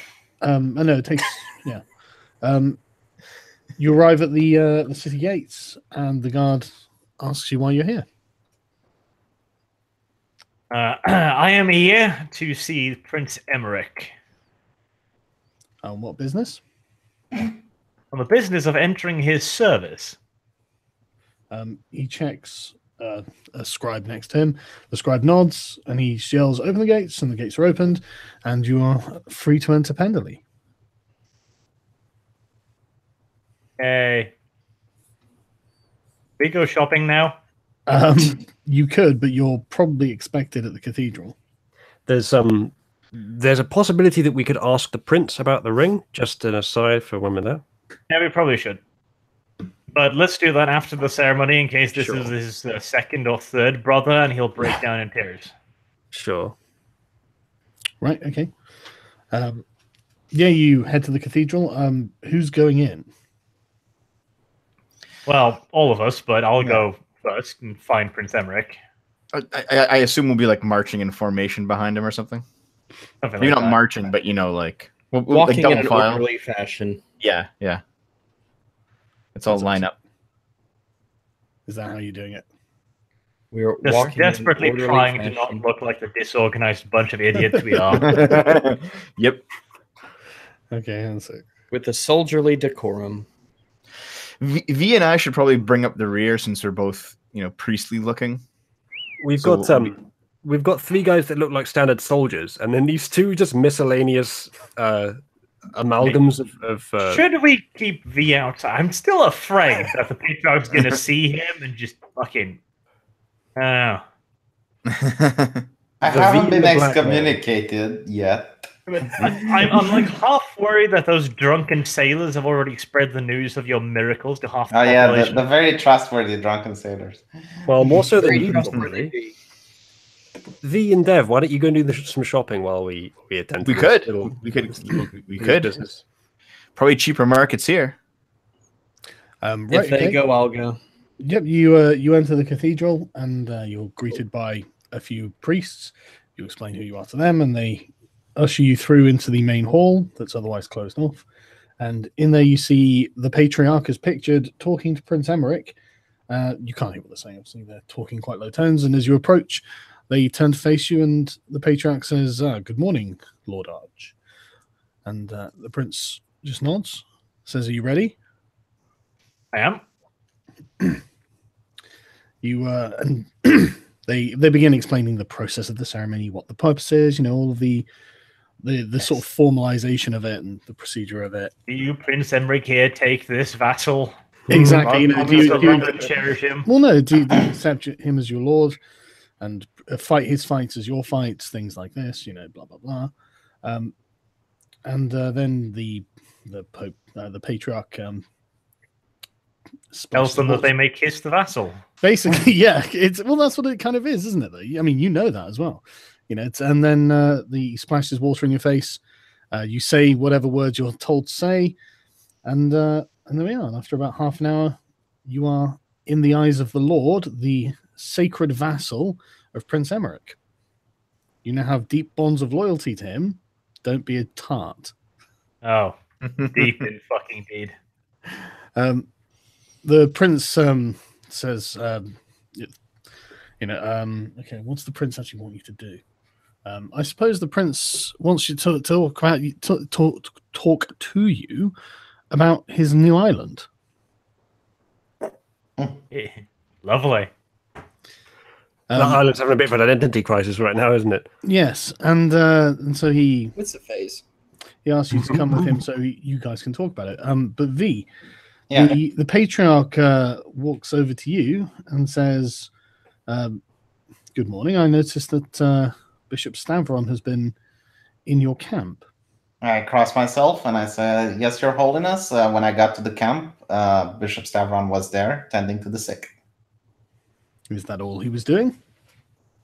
As far as I know, yes. He says, "Well, you are aware of him being under investigation, aren't you?" Yes, I am the one who actually brought the evidence of the heresy to the Inquisitor. Yes, Lord, I am the rat, Squiff. So he looks kind of surprised that you don't seem concerned about that. He is higher stature than me. Right now, he is still officially with the church. He has not been found guilty. As such, there is nothing a man of my low stature can do against him. Well, yes, but are any of your people expressing any signs of heresy? I have just gotten from a long trip. I haven't got time to talk with my people. But if I would find any heretical behavior, I will report it to the Inquisition, just like I did when I found Bishop Stavron dealing in heresy. The Patriarch sighs and says, "Yes. Okay, well, why don't you try and go and enforce some orthodoxy on them?" Of course. So we don't have to have this conversation again. Of course, Your Holiness. It's what I've been trying to do. There is another matter that I would like to discuss with you, Your Holiness. Go on. Is water wet? No, it makes other things wet. I am unable to... Sorry. Why can't it also be wet itself, though? Because it's water. That's not really... You know what? Never mind. Water makes other things wet, but water itself is not wet. Why not? Because it's the thing that makes other things wet. But why couldn't it also be wet itself? Because you can't get water on water. But that's not how you define wet necessarily. Having water on it. Not necessarily. I think that's the definition of wet. Yeah, that is one part of the definition. But something of being covered or saturated with water. But that doesn't answer the question of whether water itself is wet. Also, by the way, water does have water on it all the time. Well, they mix together, don't they? Yeah, water has water on it all the time. No, water has water so on I'll it. tell you what. Water molecules are adjacent. One atom of water is not wet. I will allow you that. But water is wet, generally speaking. The rest of the water is not also wet. The water doesn't have water on it. The water is the essence of the thing. That's what it is. Well, so what you're saying is that water cannot be on water by definition. Well, I mean, maybe if you had like two different types of water. What the fuck are you guys doing? It works. I got everyone talking about whether it's fucking wet or not. I would define water as being unable to be wet because it is the thing that makes other things wet. Right. I love this argument because I don't think there's any sense straight up. I think that's a silly contrivance that's sort of a parlor trick to be able to tell people. Isn't it? It's amazing, right? But you can't disprove it. That's the problem. You can't prove it. No. Exactly. But it's linguistically correct, right? That's a postmodern argument, effectively. Sure I've been thinking about it for ages, and that's why I was able to just blurt it out like that. I've been thinking about this for fucking ages for some reason. But anyway, what was the Patriarch saying? He was saying that there's a new Plinketto out. Right. Yeah. You had a question for MV. Yeah. The way my let me think how to phrase this. The way the prophet works for me is that he sends me visions and dreams, which allows me to channel his divine power onto this earth. Is that a lie? No, it's actually a lie. Isn't it? Okay. Your religion changes almost daily. No. This is actually the Patriarch, the prophet telling you things. Why is Arch speaking? Is he here? Can he let me roleplay, please? Arch, you're not here, I'm afraid. I do have to say, your character knows that's not true. Okay, I didn't know that my character knows that that's not true. Okay. How does the spell work, actually? Because that's literally how I prepare the spells. You have a communion with some kind of spiritual entity. You presume it's God, or the prophet, or whatever. And then you're filled with spiritual power. Okay. In one of my prayers, I believe the prophet guided me to what my purpose is on this earth. The Patriarch blinks and then says, "Go on." I believe that the prophet wants me is going to usher the second coming. I believe that during the crusade, when our forces will engage the enemy forces, our prophet is going to do battle against the beast god. And if the prophet wins, then there's going to be heaven on earth. But if the prophet loses, there are going to be disastrous consequences. Okay. The Patriarch just considers this in a kind of like Elon Musk face. He's just hit the joint. It's like, it's very interesting. It is my belief that the prophet will walk the earth among the army of the faithful and lead us into glorious battle. Again, he pauses and then smiles and says, "Well, we can but pray for that." I nod and I ask him if I am free to leave. Of course. All right. Right. Question was the statement that the prophet is returning. Yeah, I gave him a prophecy, basically. Okay. I was just wondering why you were like, "May I ask you a question?" And then like, "Here's a prophecy." No, the question is, should I keep this information to myself, or can I share it with other members of the church?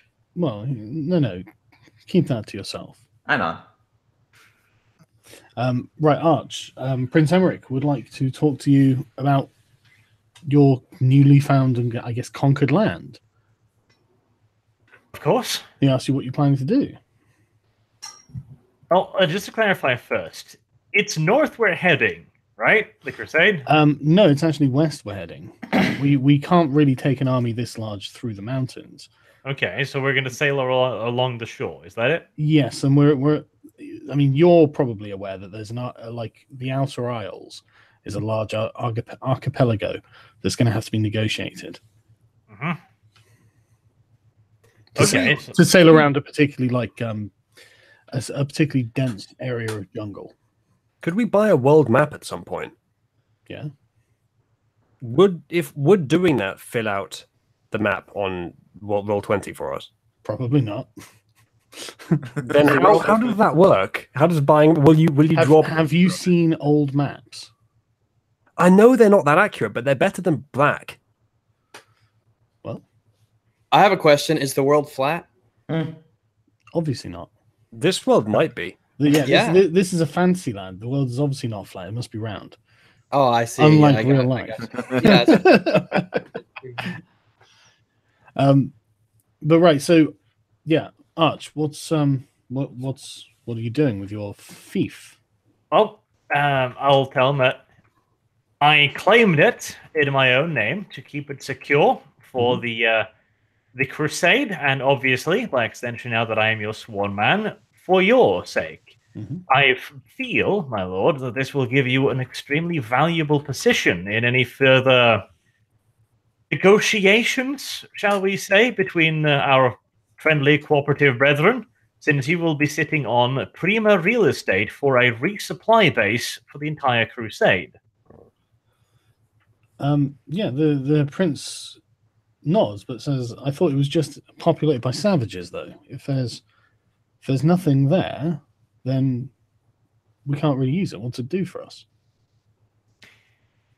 Well, its location is the most important. Just like all other islands in the area, they are populated by savages with very little in the way of infrastructure. However, it is easily accessible by boat and small ship, as we've determined ourselves. The population, again, whilst it could possibly be used, the locals, they would require a lot of training. Their loyalty would be suspect, their faith, even more so. Better to bring in our own men and so ensure monopoly over this forward supply base. We could simply state to any other member of the Crusade that they could risk bringing supplies the entire way, which would easily be a week-long journey, if not more, or they could utilize our supply base for whatever recompense the prince feels is just. He nods and says, "Well, do you have your own men to populate the island with?" We will be looking for people to start mining the silver, as previously mentioned.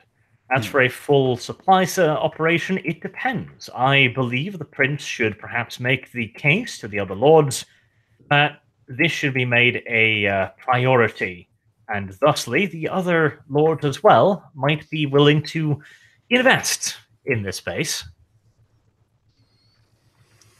He screws up his face. He doesn't really think that that's something that's kind of outside of the realm of what he would do, because he wants to have sovereignty over the island.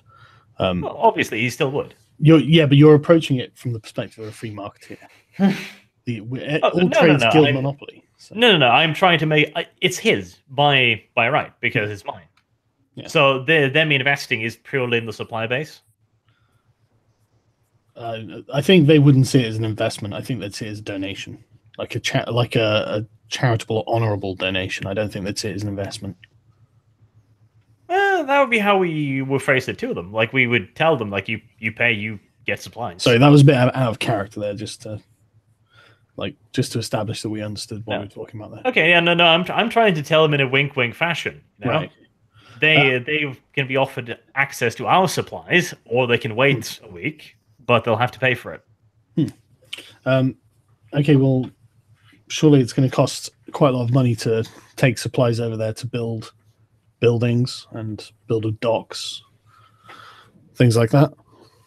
Surely, but it would also become, quite possibly, the single largest point of supply for the entire Crusade, with all of the political capital that would include in owning it. The prince nods and says yes, but who's going to pay for that? Prince is asking a question he should already have the answer to, really. Okay. One, I'm sure we can get some money from various investors. I'm sure there's merchant guilds or something around here. There undoubtedly are. Which could do it for some recompense. We'll have to evaluate where all of the money is going to come from, but the sheer possibility of literally sitting on such prima real estate must surely be worth the investment. He nods and says, yeah, it absolutely would be, but then we would have the crusade to go on. It's surely not more than a week now until the final kings arrive. Surely. You would need an administrator he trusts who doesn't want to go to the crusade. Well, as for personnel... He says, I'm not opposed to you doing this, because Lord knows we could use a steady supply of silver on the crusade. So if you set up a mine and start shipping us silver, however often, that would be, that would be unbelievably valuable for us. But I just don't know if we can get it all done or afford to get it all done in the remaining time we have. We would definitely have to take a huge loan because, and he kind of looks a bit sheepish, but I don't have that much money left. Okay. Well, the Crusade's a lengthy affair. It's not going to be done in a fortnight. Mm-hmm. The proceeds from the mine might also be used to finance parts of it. Mm-hmm. But regardless, we will have to build a basic dock just to transport the silver. Yeah. So to use it in some way of supplies as well, even though it might not be an outblown base from day one, seems like a worthy long-term goal. But you're going to have to contract, artisans and spend lots of money doing all of this. And you're going to have to take out a big loan. Oh, we're going to have to do that regardless. Yes, but he says someone is going to have to guarantee it. Okay. What does he suggest? This guy really doesn't want to guarantee the loan, does he? Well, he's nervous about the idea, it seems. Someone in chat is reminding us that he could summon a temple on the island. That is correct. True. He could technically build an entire supply base because D&D. But he'd have to do it every single day, wouldn't he? Yeah, but the problem is, if he does it, what was it, for a month, it becomes permanent. I thought it was for a year. Yeah, I think it's for a year. Yeah. Okay. I have a question. Quite as ridiculous then. Does a port city count as a steed?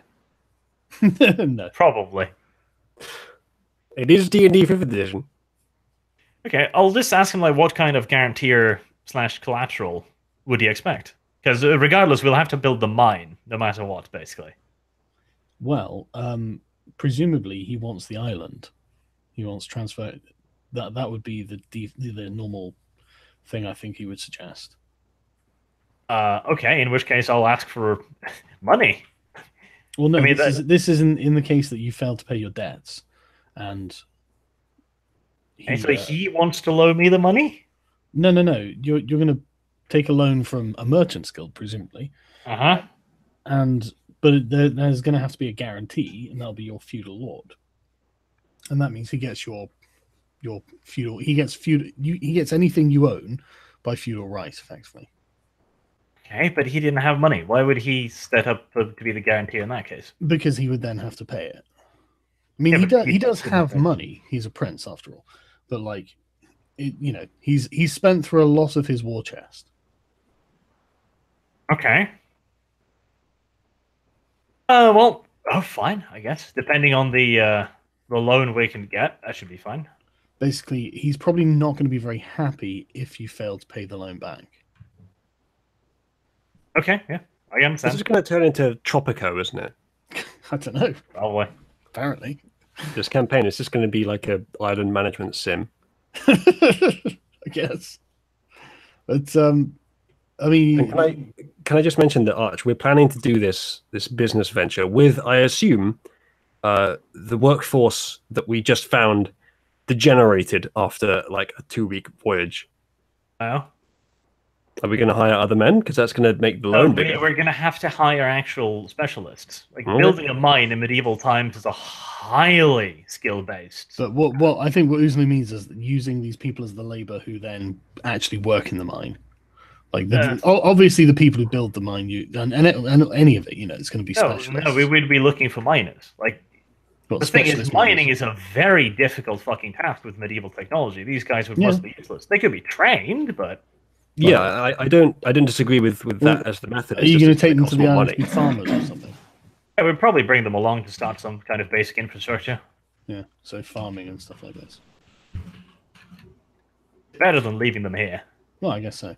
But yeah, okay. The prince says, "Come and consult me before you sign any because obviously he'll need to be a guarantor of it. But try and be reasonable. He seems to really want the silver. Yeah, well, we will of course be reasonable, my lord.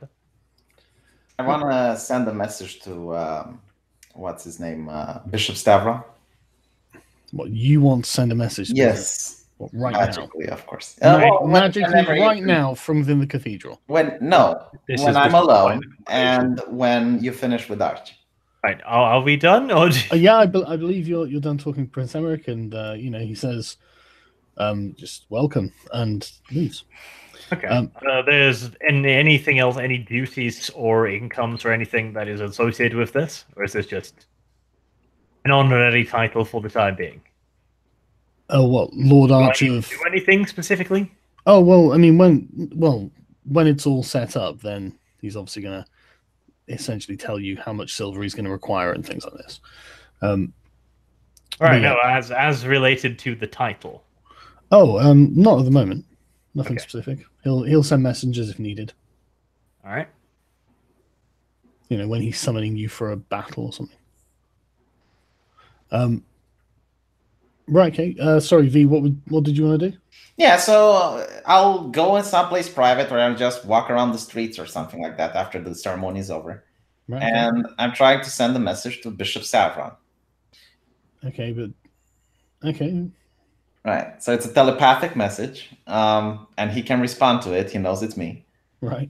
And I will say, the Patriarch is following you. He knows you are in the camp, and he believes you are spreading heresy.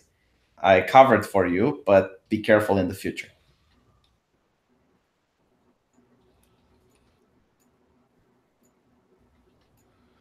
Let's hope this can't be intercepted. Yeah. Okay. Hello, is someone on the line? Is someone listening? Yeah, right. Yeah, just like, okay, fair enough. You could have left before you did that, I guess. But right, okay, I'm gonna go through the super chats and then. Wait. Is he not going to respond to that? Why not just walk back and tell him in person later today? Because this is more cool. Okay. And it can't be intercepted. The NSA doesn't know a thing. Right, okay, so Dating Chronologue, Building Australia. Wait, he didn't respond to it? He's ignoring No, he didn't give you a response. He has me on block? No, he just didn't respond. Maybe he's ghosting you. Oh, he's muting me, is he? Maybe he doesn't know what to say. Are you sure the Patriarch hasn't shadow banned you? From the magical shadow ban from Bishop Stavron. To the shadow realm. You're going to actually have to go around his house and talk to him. Yeah, but the thing like is, a normie, like a muggle. Yeah, like a muggle. Like you know, hold on. I'll send him another message. Jesus fucking Christ, he's pissing me off. Like, how many messages can you send? 3 per day. I showed you my telepathy answer. I'll say I don't think it's safe to talk in person. And we should avoid each other for a little bit until things die down. What? Is this on the assumption that someone's listening to you? Well, I do think the man in black robes was actually hired by the Inquisition to keep an eye, and since the Inquisition knew that Bishop Stavron was in camp, clearly they have an eye on the camp. What makes you think that? Prophet V. He was one of your followers, wasn't he? Well, obviously he was pretending, considering I never seen him before. Yeah, but where did the mind reading ability come into it? It's called intuition. Right. Does Bishop Stavron have that same intuition? Well, I obviously mentioned that the Patriarch was asking about him, and he was asking if he was preaching heresy. Right. So clearly, the fact that they knew he was in the camp, obviously they have him followed. Okay, well, you send him a second message saying we can't see each other anymore, It's no. I send him and say that I still love you, but my boyfriend knows. No, yeah, I'll send him. I think you're being followed. Yes, I'm keeping the cat. The second message is I think the Inquisition is following your every move, so you should be careful. Okay. Again, you don't get a reply. God, motherfucking damn! Are you getting this, Bishop Stavnik? Whatever you do, don't start sending telepathic messages from in the cathedral. No, I wasn't in the cathedral. I made it absolutely. You're listening. He went outside the cathedral. I'm walking on the totally street different. like with the earpiece on. And I do like the idea of you standing in the same room as the Patriarch, sending a telepathic message using magic that's forbidden to a heretic. He's not a heretic. A pending heretic. Well, if he's a heretic, why is he excommunicated? Pending. To be fair, the church is vacillating furiously on this, facilitating. It's like, on one hand, they're like, V, you can't call him a heretic. We haven't condemned him yet. And at the same time, V, why are you talking to a heretic? Pretty much, yeah. Well, it's the difference between the Inquisition and the Patriarch, isn't it? V slide into Stavron's DMs. Stavron, press mute. That was from Daka in chat, one of my patrons. Right, I'm gonna go through the super chat. Sorry, there have been quite a few. Oh boy, I expect you guys to go gobbling on these natives, D&D event, and so on. Yeah, I know, it's amazing, isn't it? we can barely get along with ourselves. I say sell them as slaves. I mean, you got to do something with them. I actually tried that, but the party Just burn the heretics and be done with it. Yeah, dude, it wouldn't have mattered. Like, Dev seems to think the women are manipulative. Really, Dev, are you blue pilled on the whamming question? Corn demands their blood. Not a genocide if no one's supposed to talk about it. Good point. That's that linguistic thinking again. Yeah. That's exactly it. This is the start of a reboot of Magnificent Seven when the poor white savages band together and defend the island. No, it's too late for that. Machiavelli kill their prince and replace them. My favorite low magic high autism D&D game. Yeah, it really is. Like autism is our magic. You're wrong, Sargon. Abundance of precaution is natural. Here's the final art, by the way. Oh, right, okay, yeah, go for it. There it is.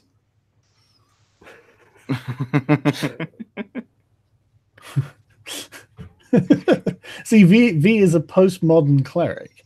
He's not a prophet, but these are just miracles. The miracle, you can't prove the miracle came from V. All you can say is my senses perceived that the miracle came from V, but your senses are subjective. You can't prove that they represent any kind of objective reality, because every way you would try and do that depends on your subjective senses. So ultimately, V is actually the postmodernist prophet. That is correct. I think that's even further than postmodernism. That's just like that's deconstructing the existence of causality. Yeah, I don't think they get that. I don't think they've got that far yet. Oh, they have. Read some of the stuff. It's incredibly like asinine. It's like, well, yeah, okay, technically that's true, but we literally can't live like that. So fuck off. Is that like Bill Clinton saying it depends what your definition of the word it is? Yeah, literally. It's that kind of stuff. But Bill Clinton was but anyway, the Albigensian Crusade was basically IBS Spurgery. No, it wasn't actually. It wasn't. It was like a skeptic civil war. What? It was way like IBS Spurgery. That like the royal wars were basically IBS Spurgery, but this was an ideological crusade. Merrick's Mr. Filthy Boomer, still waiting for you to set up a PO box. The vassalage can't send its tribute if we don't know send it. Oh man, sorry, I haven't done it. I've been really fucking busy. Like tomorrow, I'm getting up really early because I'm going to interview Lord Pearson, who's the only UKIP Lord. Congratulations.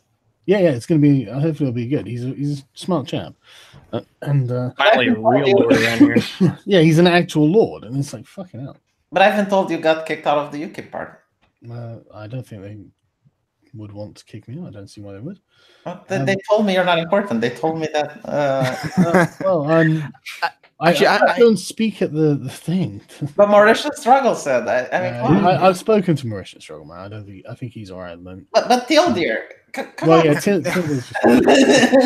I actually have a question. Sargon, I heard that you got an email inviting you back to Patreon. Yeah, and I'll put up a video tomorrow probably. What? about what's happening with Patreon, because Patreon are it's essentially they want me to prove that I'm not a racist to them. And it's just like, did you link your YouTube channel? Well, that's the thing, right? The previous statement was, we monitor your entire online brand. And it's like, okay, so then you must know from my videos where I say that racism is a bad idea. Like, why are we doing this? This is what I hate about it. Like, you can say that racism is a bad idea 100 times, but if they go back 10 years and they find a racist tweet, they will use that against you. Yeah, like, yeah, you say you're not a racist constantly, but can you prove that you that's say exactly it? That's what they want me to go down. And I'm just like, no, I'm not going to do that, obviously. So, but I'll put up a video about it so everyone can see exactly how they phrase this. It's incredible. Then they are not even accusing me of breaching the terms of service. They're not even accusing me of it. It's like, okay, you know, I guess we'll have a trial to see whether I'm a racist then. Trial, because that's what they want to do. How can you even prove you're not racist? Exactly, that's what makes it a fucking witch trial. Prove you're innocent. Make a video with 3 of your black friends. Oh wait, that doesn't count. Doesn't count. Yeah. I think Patreon have fallen even further from when, like, quite far from when they were saying, well, Lauren Southern was probably like physically attacking manifest people observable behavior. Yeah, yeah, and I was like, well, you said a mean word on someone else's channel like months and months ago. Dude, by the standard that they're setting out here, the IBS crowd can destroy literally anyone if they want on Patreon. Literally anyone. Like they are arguing that I didn't take this word out of context when I was using it, like that I wasn't using it in a different context when I'm calling a Nazi it. So it's like, well, obviously the context must be different, you know. But they've taken that out, and now they want me to provide some kind of evidence. Like, well, what could I say? Like, we're talking about my intentions here, you lunatics. Like, but anyway, I'll put the video up about it tomorrow because it's genuinely a good conversation. You know that they're going at Jack Dorsey's tweets and they're finding problematic tweets from Jack Dorsey from 2004. Well, nobody is pure enough. No. Dude, you know what kind of people I really don't like? White Nazi black slaves. Right. V, what game are you playing this time? You're obviously quiet at that point. You guys stat micromanage way more strictly in your games than me. My group tend to play fairly loose and imprecise, like we allow free clip weapons. I'm too autistic for that. Hello, dickhead McGee. Pointy sticks are not to be trusted. Who said it? Uzla or Sadiq Khan? Both. Not watching the no confidence vote. No, she already fucking passed it. The Conservatives are like damning themselves. I don't understand. It's like, look, everyone hates Theresa May. Like, what are you doing? She's gonna fuck everything up. I don't think the Conservatives are going to be electable next time. But they're up against Corbyn, who's just giving them so much leeway to be shit. But he's going to walk it now, I think. I mean, surely, like, you can't think that May's deal is a good idea. I can't believe anyone can make an argument for it. Do you think it's going to be good for UKIP? Well, yeah, I think it's going to be good for UKIP. If Corbyn gets elected, then it will have to be the lowest turnout of any vote in 50 years. I don't think it's going to be. I think people are going to be pissed. Like, I think the candidates, I think a lot of candidates would say, look, I was for hard Brexit, you know, and people will vote for that on principle. I think there will be a decent chunk of people who will vote for that on principle because no deal Brexit was the most popular position in the country. So it's just like, I don't know why there isn't like, I think Mogg will win his constituency fairly convincingly, you know. But anyway, let's carry on. Arch, can you share a few thoughts on chapter approved 18? No, it's going to take too long. I have to get to bed soon. That's why. Sorry. Apparently, May is getting voted out. Nope. And does Brevik Island retreat by Arch Warhammer? Basically, what he's playing.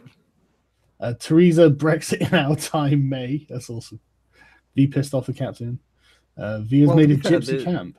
The year that she can't be no confidence, I think, will end before the next general election. Unless there's one called before that, so they could just keep trying it until what is it now? 2023. I think you British people have Theresa May derangement syndrome at this point. Not all of us. What do you mean? Well, you keep like impeach her. Dude, she's literally making us a vassal state. Yeah. You deserve to be a vassal state because you are happy that you're leaving the EU and don't have to deal with the Article 11 and Article 13, and you are chuckling that people like me are going to have to deal with this shit. Like I said, I've done way more about it than you. That is correct, but you still chuckle. Uh-oh. It's activism. It's activism competition. It is. It's activism EP measuring. All I'm saying is that chuckle was undeserved. That's what I'm saying. I'm sorry. I didn't mean to smuckle at you. Yeah, you chuckled again. It's a horrible thing that's happening. You know? I appreciate that. I'll do everything I can to help you. Don't worry. V created 2 bandit camps as well. Prince pissed. V becomes the apostate. Yeah, exactly. Yeah. Where did these refugees go? Good question, isn't it? Not my problem. Not my refugees. Not my problem. No, really. V loses divine powers as punishment. Cures acne, but not AIDS. Jesus. Do you know you can actually strip me of my divine powers very easily by shifting my alignment? Or killing you. Or by saying, I'm the GM and your magic doesn't work. Yeah, that's pretty much like you can do it within the rules. If you shift my alignment or you... Don't, maybe, for your own safety, considering how fucking crazy your character is shifting his beliefs on the dime, do fucking not go down that road. Yeah, you know what's the problem with this? And by the way, I want to... What's the problem with this, V? No, hold on. I want to tell the chat and actually, if Sargon would have pointed me to an actual deity from Dungeons and Dragons, I would read on about that deity, and then I know the religion. But from the way Sargon said, "Oh, it's some Christianity and Islam," and make it up. Wait. Are you insinuating that religions are made up? Yes. But what I'm saying is that Sargon gave me a page about reading about the religion. Okay, that's fair, V. That's fair, right? But I guess that. Like, I expected you to effectively mold what your impression of the religion would be, and I thought it might have some consistency. Well, maybe you should give me a page and tell me about the world. I will. I will write something. Just write a Bible for this campaign. The thing is, I made the jizya in it, and that's why it's inconsistent. Like, you can't blame me for lying to the heretic. Okay, but I guess presenting yourself as the avatar of every religion is... I mean, don't get me wrong, I'm down for that kind of heresy. Yeah, but they were savages. I liked them. Yeah, go big or don't go at all, Yeah. Like, they were savages. They were savages. Don't be a pussy about it. Like, don't just be the prophet of, the Erothians or whatever. Be, the prophet of mankind. Yeah, don't half-ass your heresy. Yeah, but you know that the Roman actually... you literally incorporate every religion. It's actually... the Romans did this. Like, what do you think Christmas is? Yeah, I know. So it's not like I'm just talking about Jesus' birthday. Yeah. So go bigger and better. One baby Jesus was born. But anyway, I'm going to carry on. The church should be a non-profit organization. Ha ha ha! That's the worst dad joke. Krasinski. That's. Now I've had to read that out now. Thank you very much. I'm a globalist prophet, bitch. Oh God, you actually are. That's why you're getting in bed with Bishop Stavron. Like, Dev, I can't believe Dev has nothing to say about this. I don't think Dev's here. No. Merry Christmas, man. Patreon get bent. Thanks, dude. Keep up the great work. Merry Christmas. Thank you. Merry Christmas to you all. Best of luck with the censorship bullshit, and much love to all you guys. Thanks, man. Oh God, Christmas! My workers will want to stop working. Fuck. V is Alexander Hamilton making the case against a federalized bank, basically. At least 4 throwing axes and knives per person. Is the short sword cold steel, silver or cold steel base? No. It's just excellently manufactured. Check your encumbrance. Yeah, you should probably check your encumbrance, guys. You all forgot to buy a spare tent. I guess they did. Make some latrines and clean water areas. Yes, Arch, you need to fix all this. $2 for V. That's how it works, right? Apparently. How the fuck did they manage to survive in the other encampment if they didn't know how to build latrines? Like, we just got them from another camp. They do seem stubborn. They had a river right on their doorstep, but they still had a gross place. I mean, it wasn't a very nice refugee camp. Normally they are, but... Yeah. Spider Lolly is top predator, usually. Envenom the arrows. Sargon panties get wet in water. Start a runner colony as well. Oh, good idea. Amusement park with hookers. A rum colony? Yeah. They can't drink. Can't they? Wow. No, they're miners. Damn, Russia's greatest love machine. What? They're miners? Yeah. Why is... I get it. Yeah. Oh, fucking hell. That took me ages. They're not going to work in the mine, Rag, so you're wrong. Actually, you can have untrained help in the mine, but you need, an expert engineer to guide them. Yeah, but you're probably going to need people making food. Do you have any idea how fucking dangerous mining work is? Yes, which is why What if they unionize? This is why you don't put amateurs. Jesus. All right. We'll deal with that next time. What we We'll really deal with need it next time. is miners who are miners. Yeah, thank. Order. I have a theory: the vast majority of people who sleep with traps are straight millennial men, and this is a response to the militant feminization of millennial women. I thought that was kind of the obvious assumption. I didn't even. I just like ass. Oh my god, degeneracy. It's an easier answer with you, Rags. Thanks very much, Lily. I appreciate that. But in short, is it safer to have relations with someone who looks like a feminine woman than rather than risk being in a relationship with an actual woman? Thoughts? Well, if the actual woman is like some fat old battle axe who's a giant man-hating lesbian, then yeah, I mean, I'd probably choose a man over that. If safety is your only factor, I don't think sex is the game for you. Yeah, probably. That's a good point. You should give V a dead man switch and make him use it on full health. Oh my god, if only I could. Tell Patreon that reality is a simulation, language is a social construct, proof is subjective, and you're of course black, therefore you're not a racist. That's essentially how I'm going to have to argue it, but I'm obviously not going to. So thanks to everyone for watching. Domestic violence is a serious. Hang on a sec. How are we guys for next week? Just out of interest. Should be all right. I'll be around. Yeah, Arch. Yeah, probably. Yeah, I think I'm down to. So we're going to get 2 weeks in a row. So join us next week where Arch is going to civilize his fellow countrymen / refugees. For D&D Tropico.